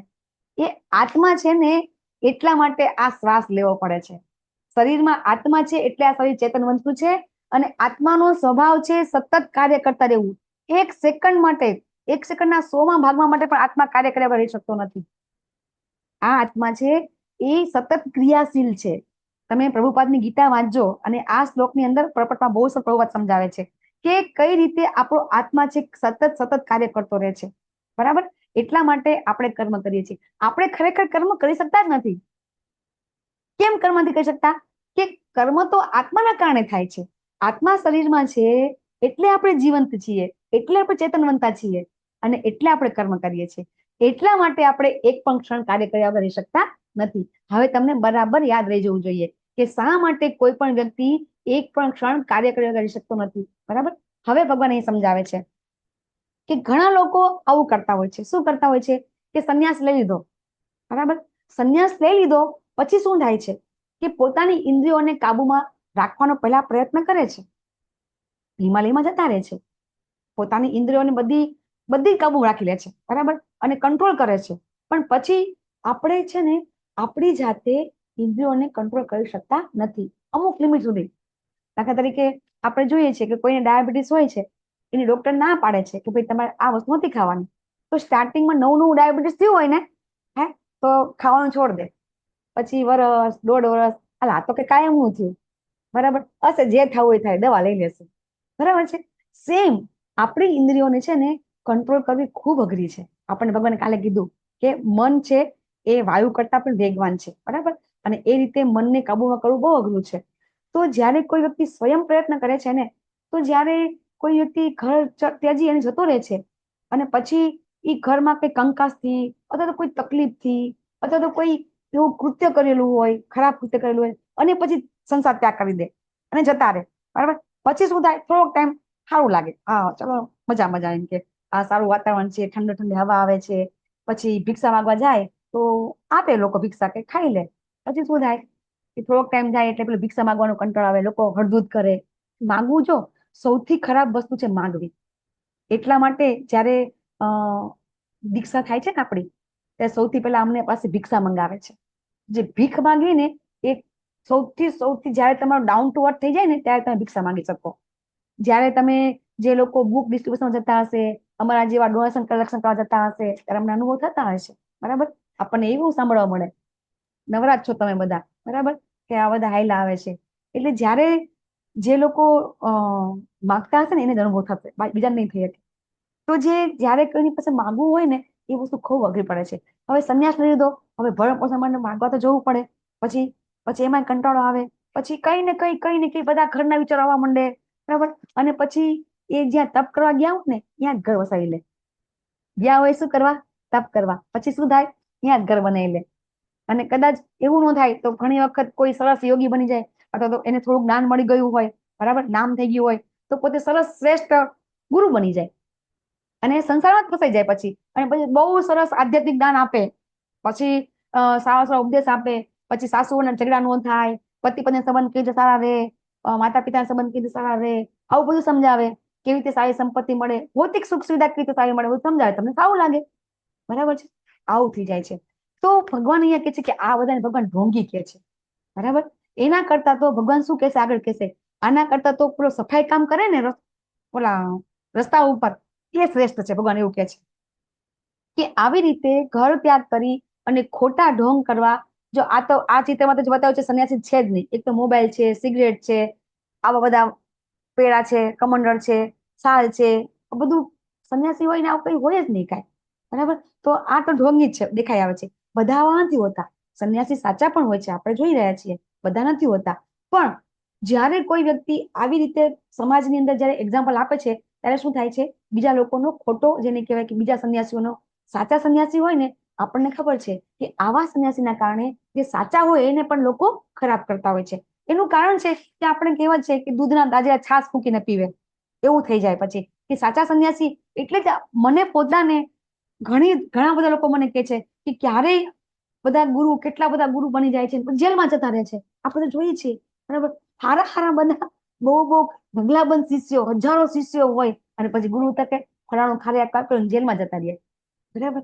તો પછી આપણને તો ગુરુ પ્રત્યે વિશ્વાસ ક્યાંથી રહે આપણને? એટલે આપણને તકલીફ પડે. એટલા માટે આપણને આ બધું જ્ઞાન લેવું જરૂરી છે, બરાબર. હવે ભગવાન એ સમજાવે છે કે જો મેં તમને કીધું ને કે જે કોઈ નિષ્ઠાવાન મનુષ્ય છે એ કર્મેન્દ્રિયોને મન દ્વારા નિયંત્રિત કરવાનો પ્રયત્ન કરે છે અને અનાસક્ત થઈને કર્મયોગનો પ્રારંભ કરે છે, તો તે ઘણો ચડિયાતો છે. કઈ રીતે? કે જ્યારે એ વ્યક્તિ જે કોઈ કામ કરે છે, એ કામ કેવી રીતે કરે છે? તો કે એને ખબર છે કે હું જે પણ કાર્ય કરું છું એ ભલે હું મારા માટે કરતો હોય, પણ આમાંથી હું આ મારું કામ છે એ ભગવાનને અનુલક્ષીને ભગવાનની સેવા માટે કરું. અહીંયા બહુ સરસ ચિત્ર આપ્યું છે. આ જગન્નાથ ભગવાન છે અને આ છે રાજા પ્રતાપરુદ્ર, કે જે પુરીના વંશ પરંપરાગત રાજા હતા. અને એ પોતે એ વર્ષો પહેલા, આ તો અત્યારે તો આપણને ખબર છે કે થોડો શો કરે છે કે જયારે યાત્રા નીકળતી હોય તો મિનિસ્ટર હોય કે રાજ્યપાલ હોય કે બધા આવે છે ને, તમે જોતા હશો, રથયાત્રા હોય છે તો રથયાત્રામાં મોટા મોટા મિનિસ્ટર આવે, થોડુંક બધું સાફ સફાઈ કરે છે ને. તો એ ખરેખર રાજા પ્રતાપરુદ્ર છે ને, એ ખરેખર પોતે પોતાનો વેશ ત્યજી અને ખરેખર ઝાડુ લઈને આખા રસ્તા સાફ કરતા હતા, બરાબર. તો આને કાર્ય કહેવાય કે ભગવાનની પ્રસન્નતા માટે કાર્ય કર્યું કહેવાય, બરાબર. તો આ જે કાર્ય કરે છે ને, અને એટલે જ મેં તમને કીધું કે જે પેલો ઢોંગી કરે છે એના કરતા કોઈ ઝાડુ પણ વાળે ને તો એ કર્મ છે, ભગવાન કહે છે કે શ્રેષ્ઠ છે. કારણ કે એમાં એને કોઈ આસક્તિ નથી, બરાબર. એને એવું થતું નથી ને, અચ્છા આપણે કોઈ એવું કામ કરતા હોય તો આપણને એવું થવું થાય કે હા તો હું બહુ સરસ કામ કરું છું. આપણે ભગવાનના મંદિરમાં આપણે જઈએ તો અહીંયા આપણને મંદિરમાં જઈએ અને પછી આપણને કે જાઓ માતાજી વાસણ સાફ કરી નાખો. હવે ઘરે તો આપણે કામ વાળા હોય, બરાબર. અને અહીંયા આપણે વાસણ આપણે સાફ કરતા હોય તો શું આપણે ઢંઢોરા પીટી, હા અમે તો વાસણ સાફ કર્યા હતા, ન કરીએ ને. તો એમાં આપણને કોઈ આસક્તિ ન હોય ને. એવું કામમાં આસક્તિ કેવા કામમાં હોય? સારા કામમાં હોય ને. એવા કામમાં આસક્તિ થોડી આપણી જાય, બરાબર. એટલે આપણને આ બધી વસ્તુ આપણને ક્યારે આપણે સમજીશું? આપણે કે જ્યારે આપણે પોતે આ જ્ઞાન પ્રાપ્ત કરશું કે આપણે આવું કામ કરતા કરતા ધીમે ધીમે આપણે ઉચ્ચ કામ કરવામાં આપણે પ્રવૃત્ત થઈ શકીએ. અને એ પછી ઉચ્ચ કામ કરશું ને તો પણ આપણને અભિમાન નહીં આવે, આસક્તિ નહીં થાય. દાખલા તરીકે ઘણા લોકોને મંદિરની અંદર બેસ્ટ સેવા મળે. કઈ સેવા મળે? કે ભગવાનના વિગ્રહના શણગાર કરવાની, તો એ તો બેસ્ટમાં બેસ્ટ સેવા છે. તો આ સેવા કરીએ તો પછી એને થાય કે હા આ તો મારી શ્રેષ્ઠ સેવા છે, એવું એને ક્યારેય થશે નહીં. કારણ કે ભગવાન આપણને સમજાવે છે કે આપણે જે બી કાર્ય કરીએ છીએ ને એ આપણા ગુણ અને કર્મ પ્રમાણે. આપણે આગળ પણ આવશે ચોથા અધ્યાયની અંદર કે આપણે આપણા કાર્ય કઈ રીતે કરીએ છીએ. ગુણો પ્રમાણે આપણામાં 3 ગુણો હોય, રજસ, તમસ અને સત્વ. આ 3 ગુણો આપણામાં હોય ને એ પ્રમાણે આપણે કામ કરીએ. જ્યારે આપણામાં સત્વગુણ હોય ને તો આપણે સારું કરીએ. રજોગુણ હોય તો આપણે એકદમ ઈચ્છા તૃપ્તિ વાળા કામ કરતા હોય. ને તમોગુણ હોય તો આપણે ખૂબ જ તમોગુણી ક્રોધિત વાળા કામ કરતા હોય, ખરાબમાં ખરાબ કામ કરતા હોય છે.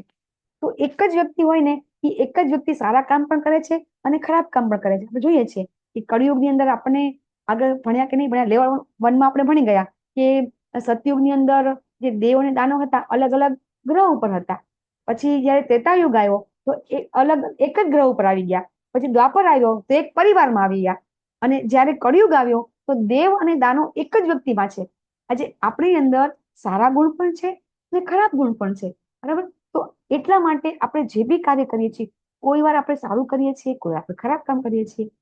આપણને અત્યાર સુધી ખબર નથી પડતી કે કયું કાર્ય કર્યું તો કયા ગુણમાં કર્યું. હવે તમને જયારે જ્ઞાન પ્રાપ્ત થશે તો તમે ઓટોમેટિક તમે પોતાનું આત્મનિરીક્ષણ કરશો કે હા મેં આ કામ આ ગુણમાં કરી નાખ્યું, આ વખતે મારામાં જરૂર આ ગુણ આવી ગયો હશે, જરૂર મારામાં આ ગુણ આવ્યો હશે. તો એ રીતે આપણે આપણું આત્મનિરીક્ષણ કરતા કરતા આપણામાં પરિવર્તન આવશે. પરિવર્તન જેને કહેવાય કે સૂક્ષ્મ હોય છે, ખબર પડતી નથી. આપણામાં પરિવર્તન થશે, આપણને નહીં ખબર પડે, બીજાને ખબર પડી જશે, બરાબર. તમારામાં પરિવર્તન આવશે તો બીજા આજુબાજુના લોકોને ખબર પડશે કે હા આનો આપણે જયારે લેવલ 1 લેતા હોય છે તો આપણે કહેતા હોય છે ને કે ભાઈ ઘણા લોકો આપણને કહે છે કે પેલા તો હું આવો હતો, પેલા તો હું આવી હતી, પણ અમારામાં આવો ચેન્જ આવી ગયો, બરાબર. તો પછી આપણને પણ ખબર પડી જશે કે આપણામાં શું ચેન્જ આવી ગયો છે. તો આપણે જે કામ કરીએ છીએ એ ભગવાને જે પ્રમાણે વર્ણ આશ્રમ ધર્મ બનાવ્યો છે એ પ્રમાણે આપણે કામ કરીએ છીએ. તો હવે આપણે તો કેવું થઈ ગયું છે, આપણને અત્યારે મને કેવું છે કે હું દરબારની દીકરી એટલે હું દરબાર, બરાબર, બ્રાહ્મણ દીકરા તો બ્રાહ્મણ. તો આવ્યું તો છે ને ક્યાંય ભગવાને લખ્યું નથી.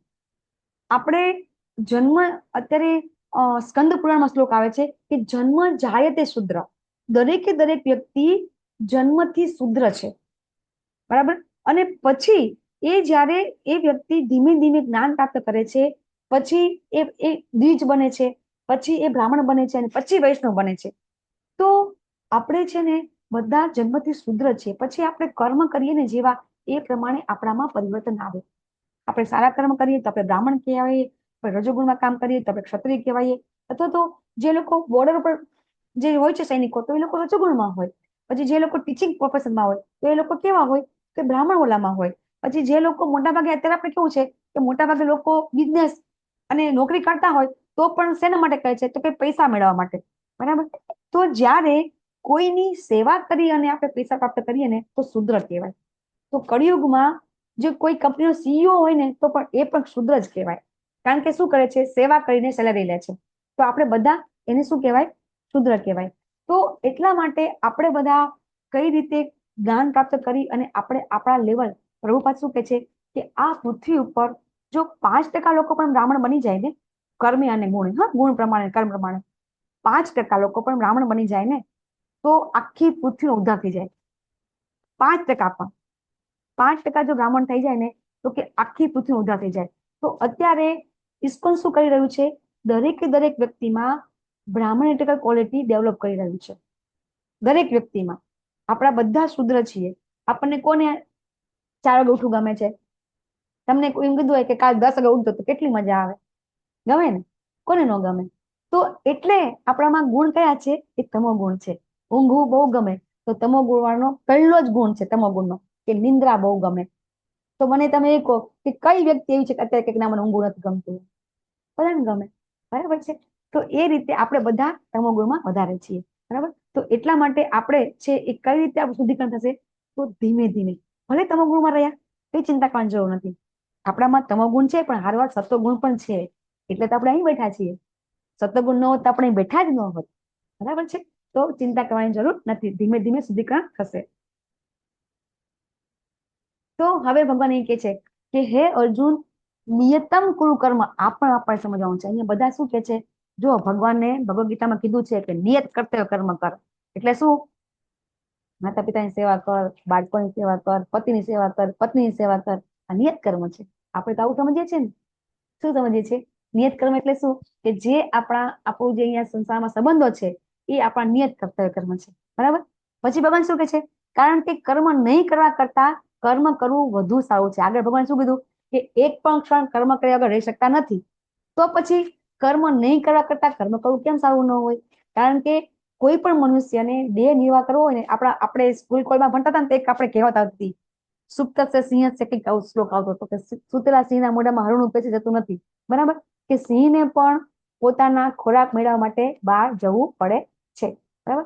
તો અહીંયા એક ચિત્ર આપી છે, આપણી સ્ટોરી લઈ લીધી છે આપણે. બોલો, જજની સ્ટોરી લીધી છે. આ જજ છે, દેખાય છે ને? આ કોર્ટ વચ્ચે જજ બેઠા છે, બરાબર. જો એના પેલા આજુબાજુ બધા છે બેઠા છે. આ સ્ટોરી અમે કહી દીધી છે. કઈ સ્ટોરી હતી? ભક્તિનો ઠાકોર ને માતાજી? જી માતાજી. હરે કૃષ્ણ. જી માતાજી. ભક્તિનો ઠાકોર છે, હા. અને એ ફોટો જે તને બતાવ્યો ને એ એકદમ સાચો, જેને કહેવાય લાઈવ લીધેલો ફોટો છે, ખોટો ફોટો નથી. એક વસ્તુ તમારે સમજવાની છે કે અહીંયા તમને હું જે પણ કહું છું ને એ દરેક વસ્તુ શાસ્ત્રની અંદર જે લખેલી છે ને એ બધી વસ્તુ સાચી છે, પણ આપણને છે ને સમજી કેમ શકતા નથી. કે દાખલા તરીકે તમને કોઈએ કીધું, આજથી આપણે લેવલ 1 માં વાત થઈ હતી કે આજથી 50 વર્ષ પહેલા તમને કોઈ કીધું હોય કે ભાઈ અહીં બેઠા બેઠા તમારા પૈસા અમેરિકા પહોંચી જાય, તો 50 વર્ષ પહેલા કોઈ માને? તમને 50 વર્ષ પહેલા કોઈ એમ કીધું હોત કે ભાઈ અહીં બેઠા બેઠા તમે તમારા પૈસા ગમે ત્યાં મોકલી શકો, નહોતા માનતા ને આપણે. એવું ત્યારે કોઈ કીધું હોય તો કોઈ માને? ન માને. તો એવી રીતે જેટલું શાસ્ત્રમાં લખેલું છે ને એ બધું પરફેક્ટ એકદમ 100 આના સાચું છે. 100 આના સાચું છે કે વેદવ્યાસીએ જયારે આ બધા ગ્રંથ લખ્યા ને જયારે, બરાબર, તો એ વખતે દ્વાપરયુગ ચાલતો હતો. દ્વાપરયુગનો એન્ડ અને કળિયુગની શરૂઆત હતી ત્યારે આ બધા ગ્રંથ લખાયા છે. જેટલા વેદ છે, પુરાણ, ઉપનિષદ બધું ક્યારે લખાયા છે? આજથી 5000 વર્ષ પહેલા. તો બુદ્ધ ભગવાનનો જન્મ થયો છે આજથી 3000 વર્ષ પહેલા. તે છતાં બુદ્ધ ભગવાનનો ક્યાં જન્મ થશે, કોના ઘરે થશે, કઈ જગ્યાએ થશે, માતા પિતાનું નામ શું છે, એ બધું ભાગવતમાં લખેલું છે. બધું લખેલું છે. અને એ 16 આના સાચું પડ્યું છે. લખાયું છે ક્યારે? 5000 વર્ષ પહેલા. બુદ્ધ ભગવાન જન્મ ક્યારે થયો? હમણાં થયો. બરાબર છે. બીજું કે એ સિવાય કળિયુગની અંદર પણ કળિયુગ ક્યાં જન્મ લેશે એ પણ લખેલું છે. માતાજી પ્રશ્ન આપણે થોડી વાર લઈ લઈએ. તારી માતાજી 5 મિનિટ બરાબર. આપણી પાસે હજી 8 શ્લોક છે, આપણે હજી બીજા 12 શ્લોક લેવાના છે. બરાબર છે. તો ભગવાન શું કે છે અહીંયા? યજ્ઞ અર્થાત કર્મનો લોકોયમ કર્મ બંધન. દરેક વ્યક્તિએ વિષ્ણુ પ્રત્યાર્થે યજ્ઞ તરીકે કર્મ કરવું જોઈએ. હવે અહીંયા પાછું યજ્ઞ આવ્યો. તમને આગળ સમજાવીશ. બરાબર, કઈ રીતે યજ્ઞની વાત છે કે ભૌતિક જગતમાં નહીતર કર્મનું બંધન થશે. જો આપણે આપણું કર્મ કઈ રીતે નહીં કરીએ કે યજ્ઞ તરીકે નહીં કરીએ ને તો બંધન થશે. તમને આગળ સમજાવું. બરાબર. એટલે હે કુંતી પુત્ર, તું તેમની એટલે કે ભગવાન વિષ્ણુની પ્રસન્નતા માટે કર્મ કરીશ ને તો તું બંધનમાંથી મુક્ત રહી શકીશ. અહીંયા આપણને ભગવાન આ શ્લોકમાં તમે આટલું એટલું સમજો કે આપણે જે પણ કઈ કર્મ કરીએ ને એ યજ્ઞ તરીકે કર્મ કરવાનું છે. અને કેવો યજ્ઞ? કે એ યજ્ઞ ભગવાન વિષ્ણુને અર્પણ કરવાનું છે. આપણે આગળ સમજીશું કઈ રીતે. તો એ યજ્ઞ છે ને એ યજ્ઞ પણ ભગવાન વિષ્ણુ છે એમનો જે અવતાર છે કે માતા આકૃતિ અને પ્રજાપતિ દક્ષ, બરાબર, એમના સંતાન તરીકે ભગવાને યજ્ઞ તરીકે જન્મ લીધેલો છે. એનું નામ છે યજ્ઞ. બરાબર. અને એ રીતે આપણે બધા જયારે યજ્ઞ કરીએ છીએ, જે લોકોએ યજ્ઞ કર્યા છે લોકોને ખબર હશે કે બધા યજ્ઞો છે. આગળ આવશે, આપણે શ્લોક આગળ આવશે કઈ રીતે આપણે યજ્ઞ કરીએ છીએ. બરાબર. તો જો આપણે ભગવાન પ્રત્યે કાર્ય કરશું ને તો જ આપણે ભગવાન પાસે જઈ શકીશું. અહીં આપણને એ સમજાવે છે. અને એના માટે આગળ શ્લોક આપણે લઈશું કે જો આપણે આપણું જે કર્મ છે એ કર્મનું બંધન, બંધન એટલે શું? એટલે કે રસ્સીથી બાંધી નથી દેવાના. કર્મનું બંધન એટલે કે આપણે એવા કર્મ કરીએ કે જેથી કરીને એનું ફળ આપણે ભોગવવું પડે, એટલે કર્મનું બંધન. કર્મનું બંધન એટલે શું? એ જે બી કર્મ કરીએ એનું ફળ મળે એને કહેવાય બંધન. અને એ ફળ સારા પણ મળે અને ખરાબ પણ મળે. સારું ફળ મળે તો પણ બંધન છે અને ખરાબ ફળ મળે તો પણ બંધન છે. હવે આપણે આગળ સમજીશું કઈ રીતે આપણે સારા અને ખરાબ કર્મ કરતા કરતા બંધન થાય છે. બરાબર. તો ભગવાન આપણે જયારે તમે લોકો જયારે કોઈ તમે કર્મકાંડી જ્ઞાન કોઈ બ્રાહ્મણ તમે પાસે કોઈ લેતા હોય ને તો એ લોકો તમે આવું બધું સમજાવતા હોય છે તમને. જે લોકો શાસ્ત્રીજીનું ભણતા હોય છે. આપણા અમદાવાદની અંદર શાસ્ત્રીજીની જેને કહેવાય કે કોલેજો હોય છે. બરાબર. તો એ કોલેજની અંદર તમને જે સમજાવવામાં આવે છે ત્યારે વેદનું જ્ઞાન આપવામાં આવે છે. તો વેદના અંદર સૌથી વધારે જ્ઞાન આપેલું છે કર્મકાંડી જ્ઞાન, સકામ કર્મ જ્ઞાન આપેલું છે. અને એની અંદર બધા અલગ અલગ અલગ અલગ અલગ યજ્ઞનો વિસ્તૃત ઉલ્લેખ થયેલો છે. અને એમાં પશુ બલિનો પણ ઉલ્લેખ થયેલો છે. કારણ કે યજ્ઞ હોય એટલે પશુ બલિ તો હોય જ. બરાબર. અને આ બધું છે એ જે રીતે બુદ્ધ ભગવાન આવીને બંધ કરાયું છે પછી આપણે ચાલુ કરાવતા નથી. શંકરાચાર્ય પણ પછી કરાવ્યા નથી. વેદોને સ્થાપિત કર્યા ખરા પણ ત્યારે ફરીથી બલિ કરવાનું શા માટે નહીં કરવા? કે જે વખતે સતયુગ હતો, ત્રેતા હતો, એ વખતે પશુ બલિ થતા હતા ને તો એ વખતે જે બ્રાહ્મણો હતા ને એ બ્રાહ્મણો એટલા બધા શ્રેષ્ઠ હતા કે એ પશુની જયારે બલિ આપતા હતા ને તો એ પશુનો તાત્કાલિક મનુષ્ય યોનિમાં જન્મ થતો હતો. એવા એ લોકોના ઉદ્ધાર થતો હતો. અને બીજું કે જ્યારે કોઈ એવો પશુ હોય કે જે પશુને બલિ આપે તો પછી એ જે બ્રાહ્મણો હતા ને એ બ્રાહ્મણોમાં એવી લાયકાત હતી કે પાછું એ પશુને જીવત કરી શકતા હતા. અને આ રીતે પશુ બલિ થતા હતા. પછી ધીમે ધીમે યુગ બદલાતો ગયો તો પછી શું થતું ગયું કે માંસાહાર માટે પશુ બલિ થવા માંડ્યો. તો એ પણ યોગ્ય હતું. કઈ રીતે? કે જ્યારે કોઈ માંસાહાર કરતું હોય તો રોજ માંસાહાર કરે એના બદલે વેદમાં શું લખેલું છે કે મા કાળી માતા, તમે કાલિકા માતાને તમને ખબર હશે કે મા કાળી માને પ્રસન્ન કરવા માટે પશુ બલિ આપવામાં આવતી હતી. તો જ્યારે કોઈ એની ચેતના કેવી પશુની ચેતના હોય એટલા માટે એ લોકો માંસાહાર કરતા. માંસાહાર કરે એટલે ચેતના પશુ વાળી જ કહેવાય. તો એ જયારે માંસાહાર કરે તો રોજ માંસાહાર કરતા હોય ને તો એ વખતે વેદમાં એવું ઉલ્લેખ છે કે અમાસ હોય, બરાબર, એ વખતે પશુની બલિ કરવાની, અથવા તો 14 કે એવું કંઈક છે, તો તે દિવસે પશુની બલિ કરવાની અને એ વખતે માંસાહાર કરવાનું. તો શું ફળ પ્રાપ્ત થાય કે જે વ્યક્તિ રોજ માંસાહાર કરતો હોય એના બદલે ફક્ત મહિનામાં એકવાર માંસાહાર કરે. ખ્યાલ આવે તમને કે એની ચેતના કેવી છે? પશુવાળી ચેતના છે. એટલા માટે એ પશુવાળી ચેતનામાંથી થોડીક ઉન્નત ચેતનામાં આવે કે રોજ માંસાહાર કરે એના બદલે એ શું કરે છે? મહિનામાં એકવાર માંસાહાર કરે છે. પણ હવે જ્યારે જે લોકો વેદોને બરાબર સમજી ન શકે એ લોકો શું કે, લે તમારા વેદમાં તો તમને ઘણાએ કીધું હશે, ઘણા અમારા અલગ ધર્મના બધા લોકો છે એ આપણને કહેતા હોય છે કે તમારા વેદમાં તો પશુ બલિનો ઉલ્લેખ છે જ ને, કે તમારે કેમ માંસાહાર નથી કરતા? ઉલ્લેખ છે વેદમાં તો માંસાહાર કરાય જ તે. આવું આપણને બધા કહેતા હોય છે. તમે જો કોઈને આવું તમે સાંભળો અને તમને આટલું જ્ઞાન હોય તો તમે કહી શકો. માતાજી 5 મિનિટ પછી પ્રશ્ન લઈએ. અરુણા માતાજી, હા ને, થોડુંક લઈ લઈએ આપણે, 10 પ્રશ્ન લઈ 10 આપણે લઈ લઈએ શ્લોક. તો અને પછી હજી એક એક્ઝામ્પલ તમને આપી, તમે લખી રાખો કે મારે માંસાહાર વિશે એક એક્ઝામ્પલ આપવાનું બાકી છે, લખી રાખો, બરાબર. તમને હું ક્લાસ પતે પછી આપું કે કઈ રીતે સમજવાનું છે કે વેદની અંદર જે ઉલ્લેખ થયેલો છે એ આપણે કઈ રીતે સમજવાનું છે. જે લોકો અત્યારે, પછી તમને એક બીજી વાત પણ કહીશ કે કઈ રીતે આપણને બધા ભરમાવે છે. લખી નાખો કે આપણને ભરમાવાળા લોકો છે, એનો પર એક્ઝામ્પલ તમને આપીશું કે કઈ રીતે લોકો આપણા બાળકોને ભરમાવી રહ્યા છે. આપણા યંગસ્ટર જે કોલેજમાં ભણતા હોય છે છોકરાઓને, કઈ રીતે એ લોકો આપણું જ્ઞાન વાંચી અને આપણને ભરમાવે છે, તમને પછી સમજાવીશ, બરાબર. તો અહીંયા આપણે વેદની અંદર સ્ટેપ બાય સ્ટેપ ઉન્નતિ થાય એવું લખાયું છે. વેદની અંદર જે લોકો તમોગુણમાં હોય એ રજોગુણમાં આવે, રજોગુણમાં હોય એ સત્વગુણમાં આવે, એ રીતે સ્ટેપ બાય સ્ટેપ આગળ વધવાનું જ્ઞાન એમાં વેદમાં આપેલું છે. પણ બીજા લોકો છે આને ભરમાવી દે છે, આપણને ખરાબ કહે છે, બરાબર. તો આ વસ્તુ છે આપણે હવે સમજીશું આગળ કે કઈ રીતે આપણે પણ આગળ ભક્તિ કરવાની છે. હવે ભગવાન એ કહે છે કે શા માટે આપણે બધા દેવી દેવતાની કેમ પૂજા કરીએ છીએ. અહીંયા થોડીક તમને સમજાવી દઉં કે ભગવાન એ સમજાવે છે કે દરેક યજ્ઞ છે ને, એ દરેક યજ્ઞ છે અલગ અલગ દેવી દેવતાઓને પસંદ કરવા માટે છે.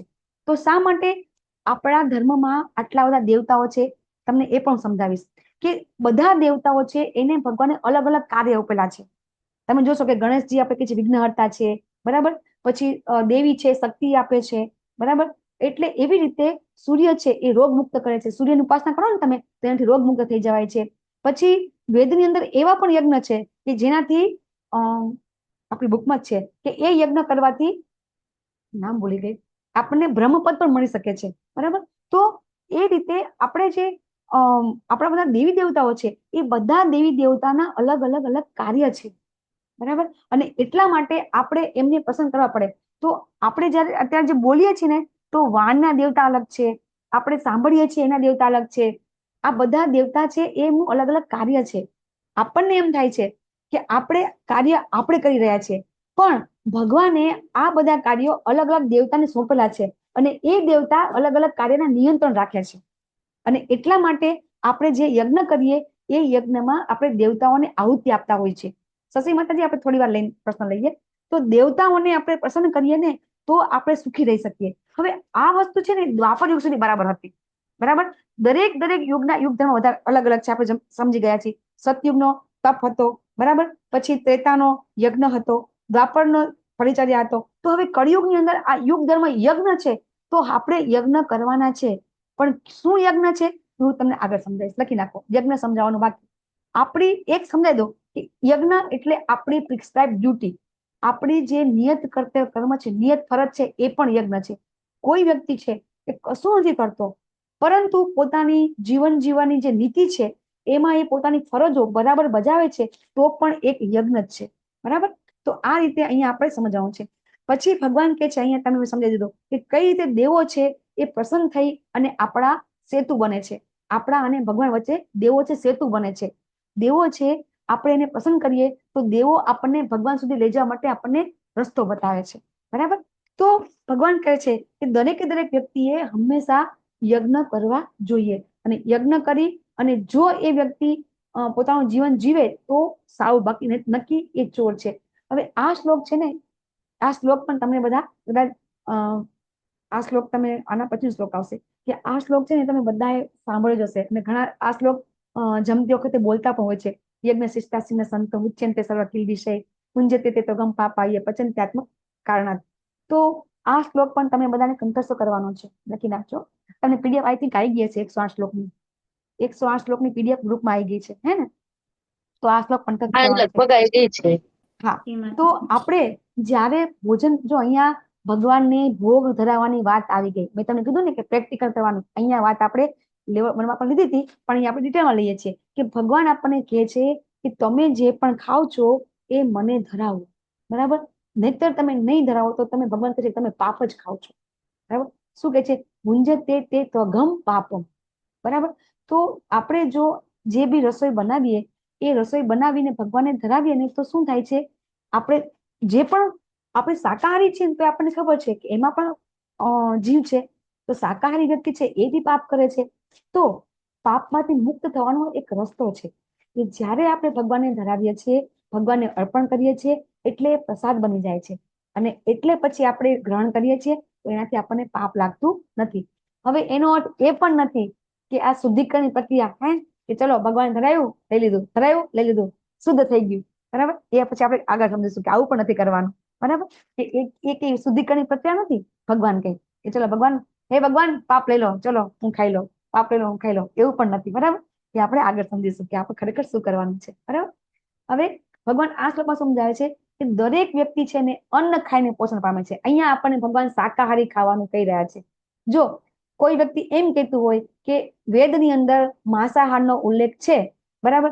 તો છે, પણ ભગવાને તો બધું બનાવ્યું છે, બરાબર? ભગવાને તો ઘણું બધું બનાવ્યું છે. ઘણા લોકો કહેતા કે ભગવાને તો બનાવ્યું છે, કેમ ન ખવાય? ભગવાને પથરાય બનાવ્યા છે, પથરા ખાઈ છીએ આપણે, બરાબર? તો એ રીતે આપણને જે ભગવાન, એટલા માટે જ પરંપરામાં જ્ઞાન લેવું જરૂરી છે કે એક એક શ્લોકમાં ભગવાન શું કહેવા માંગે છે ને એ આપણે સમજી શકતા નથી. એ કોઈ સમજાવે ને તો જ આપણને ખબર પડે, બરાબર? તો ભગવાન શું કહે છે અહીંયા? ભગવાન સ્પષ્ટ કીધું કે દરેક દેહધારી, શું કીધું? દેહધારી પ્રાણી. તો આપણે બધા દેહધારી કહેવાય. અહીંયા ભગવાને બીજું નથી કીધું પશુ પક્ષી એવું કઈ બોલ્યા, શું કીધું? દેહધારી પ્રાણી અન્ન ખાઈને પોષણ પામે છે, અને અન્ન વરસાદથી ઉત્પન્ન થાય છે, વરસાદ યજ્ઞ કરવાથી વરસે છે, અને યજ્ઞ નિયત કર્મ કરવાથી થાય છે. આનું ચક્ર આપણે જોઈશું. અને નિયંત્રિત કરવાનો ઉદ્દેશ વેદમાં થયેલો છે.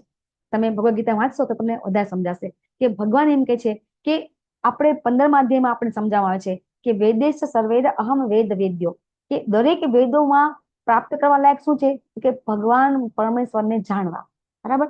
તો વેદોનો અંતિમ ગોલ શું છે? તો કે વેદોનો ઉદ્દેશ પણ એ છે કે ભગવાનને જાણવા, બરાબર? તો નિયંત્રિત કર્મ છે એ વેદોમાં થયો છે, ને વેદોનો ઉદ્દેશ શું છે? તો કે ભગવાનને જાણવા. તો એનો અર્થ એમ થયો કે આ જે પણ યજ્ઞ ચક્ર છે એ યજ્ઞ ચક્રનું જે છેલ્લો અંતિમ ગોલ કોણ છે? તો કે ભગવાન. એટલા માટે આપણને હંમેશા સમજાવવામાં આવે છે કે મનુષ્ય જીવનનો ઉદ્દેશ ખરેખર શું છે આપણે ક્યારેય સમજી શકતા નથી. કે આપણને તો એવું છે કે સારું ખાઈએ પીએ મજા કરીએ, બરાબર? સારા મીન્સ કે સારું જીવન જીવીએ એટલે કે આપણું જેને કે ઉદ્દેશ શ્રેષ્ઠ થઈ ગયો, કે લખપતિમાંથી કરોડપતિ થયા, કરોડપતિમાંથી અબજપતિ થઈ ગયા, તો આપણે સુખી થઈ ગયા. તો હું તમને કહું કે ક્યારેય એવું બન્યું છે કે બધા ફૂલ પૈસા વાળા હોય છતાં તકલીફ ન હોય? ઘણા બધા, એક ઢગલાબંધ એક્ઝામ્પલ છે, બરાબર? કે ખૂબ પૈસા વાળા છે પણ છતાં પણ તકલીફ છે, બરાબર? તો પૈસો છે એનાથી કઈ આપણને સુખ પ્રાપ્ત થતું નથી, આપણને બધાને ખબર છે. તો એ રીતે અંતિમ ગોલ છે એ કેવી રીતે સમજાય છે? તો અહીંયા આપણને ભગવાને સમજાયું કઈ રીતે આપણને સમજાય છે. તો અહીંયા આપણે કઈ રીતે આપણી ડ્યુટી કરીએ છીએ અહીંયા આપણે સમજાવ્યું ભગવાને. પહેલા તો શું કીધું કે આ અનાજ છે એ ક્યાંથી આવે છે? તો કે વરસાદથી, બરાબર? તો વરસાદ છે એ કેવી રીતે પ્રાપ્ત થાય છે? તો યજ્ઞ કરવાથી. તો યજ્ઞ ક્યારે થાય છે? તો કે આપણી ડ્યુટી કરીએ ત્યારે. તો આ ડ્યુટી આપણને ક્યાં કીધી? તો કે વેદમાં લખ્યું છે કે તમારી ડ્યુટી, તમારી ફરજ બનાવે છે. વેદ ક્યાંથી આવ્યા? તો કે ભગવાન પાસેથી. તો કે આ તમે જમવાનું છે ભગવાનને આપી દો, ચક્ર પૂરું થશે. આને કહેવાય છે યજ્ઞ. આ ચક્ર પૂરું થાય ને તો પાપ ન લાગે. ચક્ર કેવું છે કે આ જે ભોજન છે કેવી રીતે બને? તો કે આ બધું છે ત્યાંથી આ અહીંથી પસાર થાય તો આ ભોજન બને છે. તો કે ભોજન પછી કે અહીં આપી દઈએ તો ભોજન છે આપણું, આ ચક્ર છે પૂરું થાય છે. તો એટલા માટે આપણે જે પણ કરીએ એ ભગવાનને અર્પણ કરીએ ને તો આપણને બંધન લાગતું નથી. આપણે સમજવાનું છે. એટલે ભગવાન એમ કે છે કે હે અર્જુન, જે મનુષ્ય માનવ સમાજમાં આ પ્રમાણે વેદ દ્વારા યજ્ઞ ચક્રનું પાલન નથી કરતો તે નિશ્ચિતપણે પાપમય જીવન વ્યતીત કરે છે. એટલે આપણે જે પણ કાર્ય કરીએ છીએ કે જે બી આપણે પ્રાપ્ત કરીએ છીએ એ ભગવાનથી જ આવે છે. તો ભગવાનથી આવતું હોય તો શા માટે ભગવાનને અર્પણ ન કરવું જોઈએ? તો આપણે ભગવાનને અર્પણ કરીએ તો ભગવાન લઈ લે? આપણે કઈ બી ભોગ ધરાવીએ છીએ તો શું ભગવાન પોતે બધું ખાઈ જાય છે? આપણે કઈ બી લેશું અને ભગવાનને આપશું તો ભગવાન તો આપણને અનેક ગણું પાછું આપે છે. આ તમને અનુભવ થશે જ્યારે તમે ભગવાનને અર્પણ કરશો ને, તમારા કઈ બી ફળ પ્રાપ્ત થાય એમાંથી તમે જયારે ભગવાનને આપશો ને તો તમને ભગવાન અનેક ગણું આપશે. બધાને અનુભવ છે, તમને પણ થશે. બરાબર? તો એ રીતે ભગવાન તમને શા માટે કહે છે કે મને આપો, મને આપો? ભગવાન ભૂખ્યા છે? ભગવાન વારંવાર કહે છે કે મને આપો, મને આપો, મને આપો. ભગવાન ખાઉદરા છે? આપણું બધું એમને જરૂર છે? એવું છે? તો બ્રહ્મ સંહિતાનો એક શ્લોક છે કે ભગવાન પાસે તો કરોડો લક્ષ્મી, ભગવાન પાસે એક લક્ષ્મીજી નથી, ભગવાન પાસે કરોડો લક્ષ્મીજી છે કે એ ભગવાનના પાદ સેવન કરે છે. કેવી રીતે? કે આપણે, તમે ગોલોકાચાર સમજ્યા હતા કે ભગવાનના રોમ છિદ્રમાંથી બ્રહ્માંડ ઉત્પન્ન થાય છે. તો કેટલા બ્રહ્માંડ? અનંત બ્રહ્માંડ ઉત્પન્ન થાય છે. એક બ્રહ્માંડમાં એક ભગવાન, વિષ્ણુ ભગવાન ના પગ કોણ દબાવે? લક્ષ્મીજી. તો અનેક બ્રહ્માંડ હોય તો અનેક લક્ષ્મીજી હોય ને. તો આવી અનેક લક્ષ્મીજી છે ભગવાન પાસે. તો ભગવાનને આપણી કઈ જરૂર નથી. ભગવાનને આપણા રૂપિયાની, પૈસાની કઈ કરતા કઈ જરૂર નથી. પણ ભગવાન એટલા બધા કૃપાળુ છે. યસ. હા, મારે છે ને અત્યારે એક ઇમરજન્સી મીટિંગ છે તો હું લેટ થઈ જાઉં. હા જી જી માતાજી, કઈ નહીં, વિડીયો જોઈ લેજો માતાજી, વાંધો નહીં. હો ને? ઓકે. હા હા હા હા ઓકે. હા માતાજી. યસ માતાજી. તો જય ભગવાનને કઈ આપણી જરૂર નથી. પણ ભગવાન છે ને એ આવું કરી અને ભગવાન આપણી પાસે એમની ભક્તિ માટે ધીમે ધીમે આગળ વધવા માંગે છે અને ધીમે ધીમે ભગવાન આપણને એમની પાસે લઈ જવા માંગે છે. બરાબર? કારણ કે ભગવાનના આપણે બધા પુત્રો છીએ. આપણે બધા, દરેકે દરેક, લેડીઝ હોય કે જેન્ટ્સ હોય, બધા ભગવાનના પુત્રો જ છે, બધા સંતાન છે ભગવાનના. એટલા માટે ભગવાન આપણને કહે છે કે તમે બધું મને અર્પણ કરો. હવે આ શ્લોક પાછો નહીં સમજી શકાય કે આત્મ સાક્ષાત્કાર પામેલા મનુષ્યને નિયત કર્મ કરવાની ન તો જરૂર રહે છે, ન તો આવું કર્મ કરવાનું કોઈ કારણ હોય છે. હવે કોને કર્મ ન કરવું પડે? કે જે વ્યક્તિ આત્મ સાક્ષાત્કાર પામી ગયો હોય. હવે એ આપણે આગળ સમજીશું. બરાબર? લખી નાખો, આપણે આગળ સમજીશું. કારણ કે અહીંયા તમે સમજી શકશો નહીં, આપણી પાસે ટાઈમ પણ નથી, 9:15 થઈ ગયા છે. બરાબર? હજી 2 શ્લોક લેવાના છે. તો આપણે શું કરવાનું છે? હવે આપણે આ અધ્યાયમાં આપણે શું કરવાનું છે આપણે એ જ જોઈએ. બરાબર? કે આપણે શું કરવાનું છે? તો કે આપણે કર્મના ફળમાં આસક્ત થયા વગર કર્તવ્ય સમજીને નિયત કર્મ કરવાનું. આપણું કર્તવ્ય છે, આપણે આ કરવાનું છે એમ સમજીને આપણે કર્મ કરવાનું છે. બધા જ કર્મ, તમે નોકરી કરો, તમે જોબ કરો, તમે સ્ટડી કરો, એ બધું જ આપણે કરવાનું છે. કેવી રીતે? આપણું કર્તવ્ય સમજીને. બરાબર છે? પણ એમાં આસક્ત નથી થઈ જવાનું. દાખલા તરીકે હું નોકરી કરું છું, બરાબર? તો હું નોકરી કરું છું, મને શું થાય છે કે જો મને મારું જે આ સેલેરી મળે છે ને એટલા માટે હું આ કામ કરું છું. બરાબર? જો સેલેરી ન મળે તો હું કામ કરવાનું છોડી દઈશ. બરાબર? તો આ જે સેલેરી મળે છે મને, એ સેલેરીમાં મારો જ અધિકાર છે. આવો તો મેં તો આ 24 કલાક કામ કર્યું છે, મારું છે, આમાંથી કોઈને રૂપિયો ન આપો. નથી બધા કહેતા હતા હું હોય તો આ થાય, બાકી આ કામ કોઈ ન કરી શકે. આપણને આવું બધું બહુ ભાવના હોય છે. બરાબર? તો આ ભાવના નહીં રાખવાની. આ આપણે કામ કર્યું છે એ કામ આપણે નથી કરી શકતા, કારણ કે શરીર પણ આપણું નથી, આપણને ખબર છે. આત્મા પણ આપણો, આ અંદર આત્મા છે ને એ પણ ભગવાનનો અંશ છે. તો પછી આ બધું, આ જે ભૌતિક પ્રકૃતિ છે, આપણે આગળ સમજીશું કે કઈ રીતે આ પ્રકૃતિ પણ ભગવાનની છે. એની અંદર કઈ વસ્તુ આપણી નથી. તો અહીંયા આપણે ઘણા લોકો તમે જોશો કે બધું એમ બતાવે છે કે પોતે બહુ જ કરોડપતિ હોય છે અને બધી સંપત્તિ ત્યાગ કરી દીધી અને પછી આમ સમાજમાં ખૂબ ઊંચા પદ ઉપર રહેતા હોય છે. આવું બધું બધા કરતા હોય છે. તો અહીંયા ભગવાન આપણને સમજાવે છે, આપણા આચાર્ય કહે છે ત્યાગ ક્યાંથી તમે કર્યો? કઈ તો તમારું છે નહીં. તમે એમ કહેતા હોય કે મેં મારું બધું ત્યાગ કરી દીધો, મેં તો મારું સર્વસ્વ, બસ આપણે તો બસ એક કપડામાં જ રહેવાનું છે, હવે અમે બધું ત્યાગ કરી દીધો છે. તો આપણે ત્યાગ કર્યો કહેવાય જ નહીં. કઈ આપવું તો છે નહીં, તો આપણે ત્યાગ કઈ રીતે કર્યો કહેવાય? તો એવી રીતે આપણે કઈ પ્રાપ્ત કરીએ છીએ ને એ પણ ભગવાન આપણને 18મા અધ્યાયમાં સમજાવશે કે કઈ પણ સફળતા પ્રાપ્ત થાય છે ને તો એમાં પણ તમારો એકલાનો હાથ નથી. કઈ બી સફળતા મળે ને તો ખાલી આપણા એકલાથી થતું નથી. બરાબર? દરેક તમે જોજો કે આજે હું છું, તમે છો, ઘણા બધા લોકો છે, આપણા કરતા પણ વધારે મહેનત તો પેલા મજૂરિયા લોકો કરતા હોય છે. કે દાખલા તરીકે કોઈ કડિયા કામ કરતા હોય, સવારથી ઉઠીને રાતના 12 વાગ્યા સુધી કામ કરતા હોય, તો એ લોકો એટલા પૈસા નથી પ્રાપ્ત કરી શકતા. બરાબર ને? તો એવું તો છે જ નહીં કે હા હું આપ બેડે મારી મહેનતથી બધું કરી લઈશ.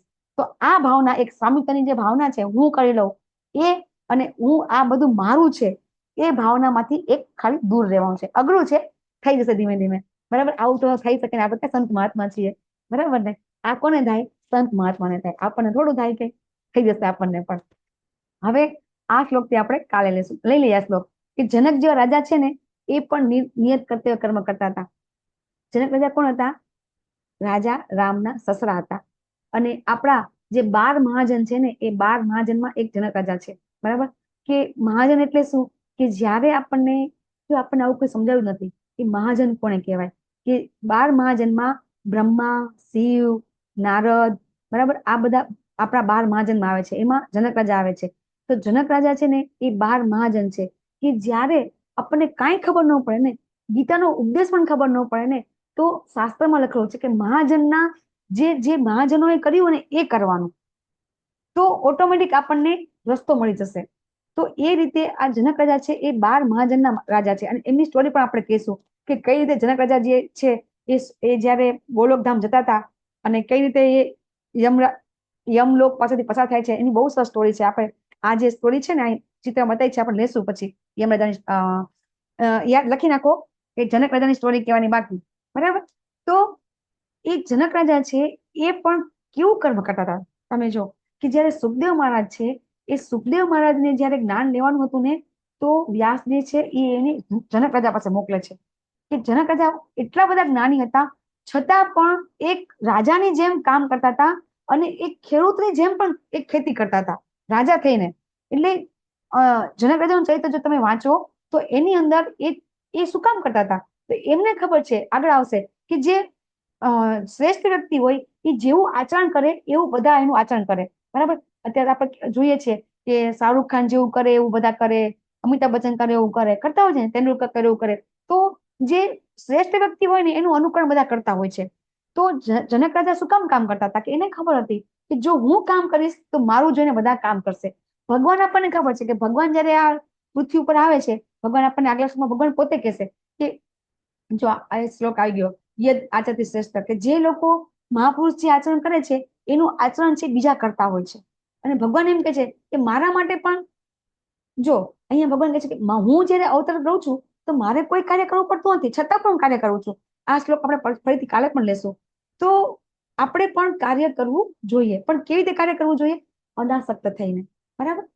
તમને નહીં સમજાયું હોય, કઈ મારાથી કઈ ભૂલ થઈ અફાત ક્ષમા કરજો, વધારે બોલાઈ ગઈ હોય તો, બરાબર. અને તમારો સૌનો ખૂબ આભાર. વાંછા કલ્પતરુભ્યશ્ચ કૃપા સિંધુભ્યેવ ચ પતિતાનાં પાવનેભ્યો વૈષ્ણવેભ્યો નમો નમઃ. અનંત કોટિ વૈષ્ણવ કી જય. ગ્રંથરાજ શ્રીમદ ભાગવતમ ભગવદ ગીતા કી જય. ગુરુદેવ કી જય. હરે કૃષ્ણ હરે કૃષ્ણ કૃષ્ણ કૃષ્ણ હરે હરે હરે રામ રામ રામ હરે હરે. હરે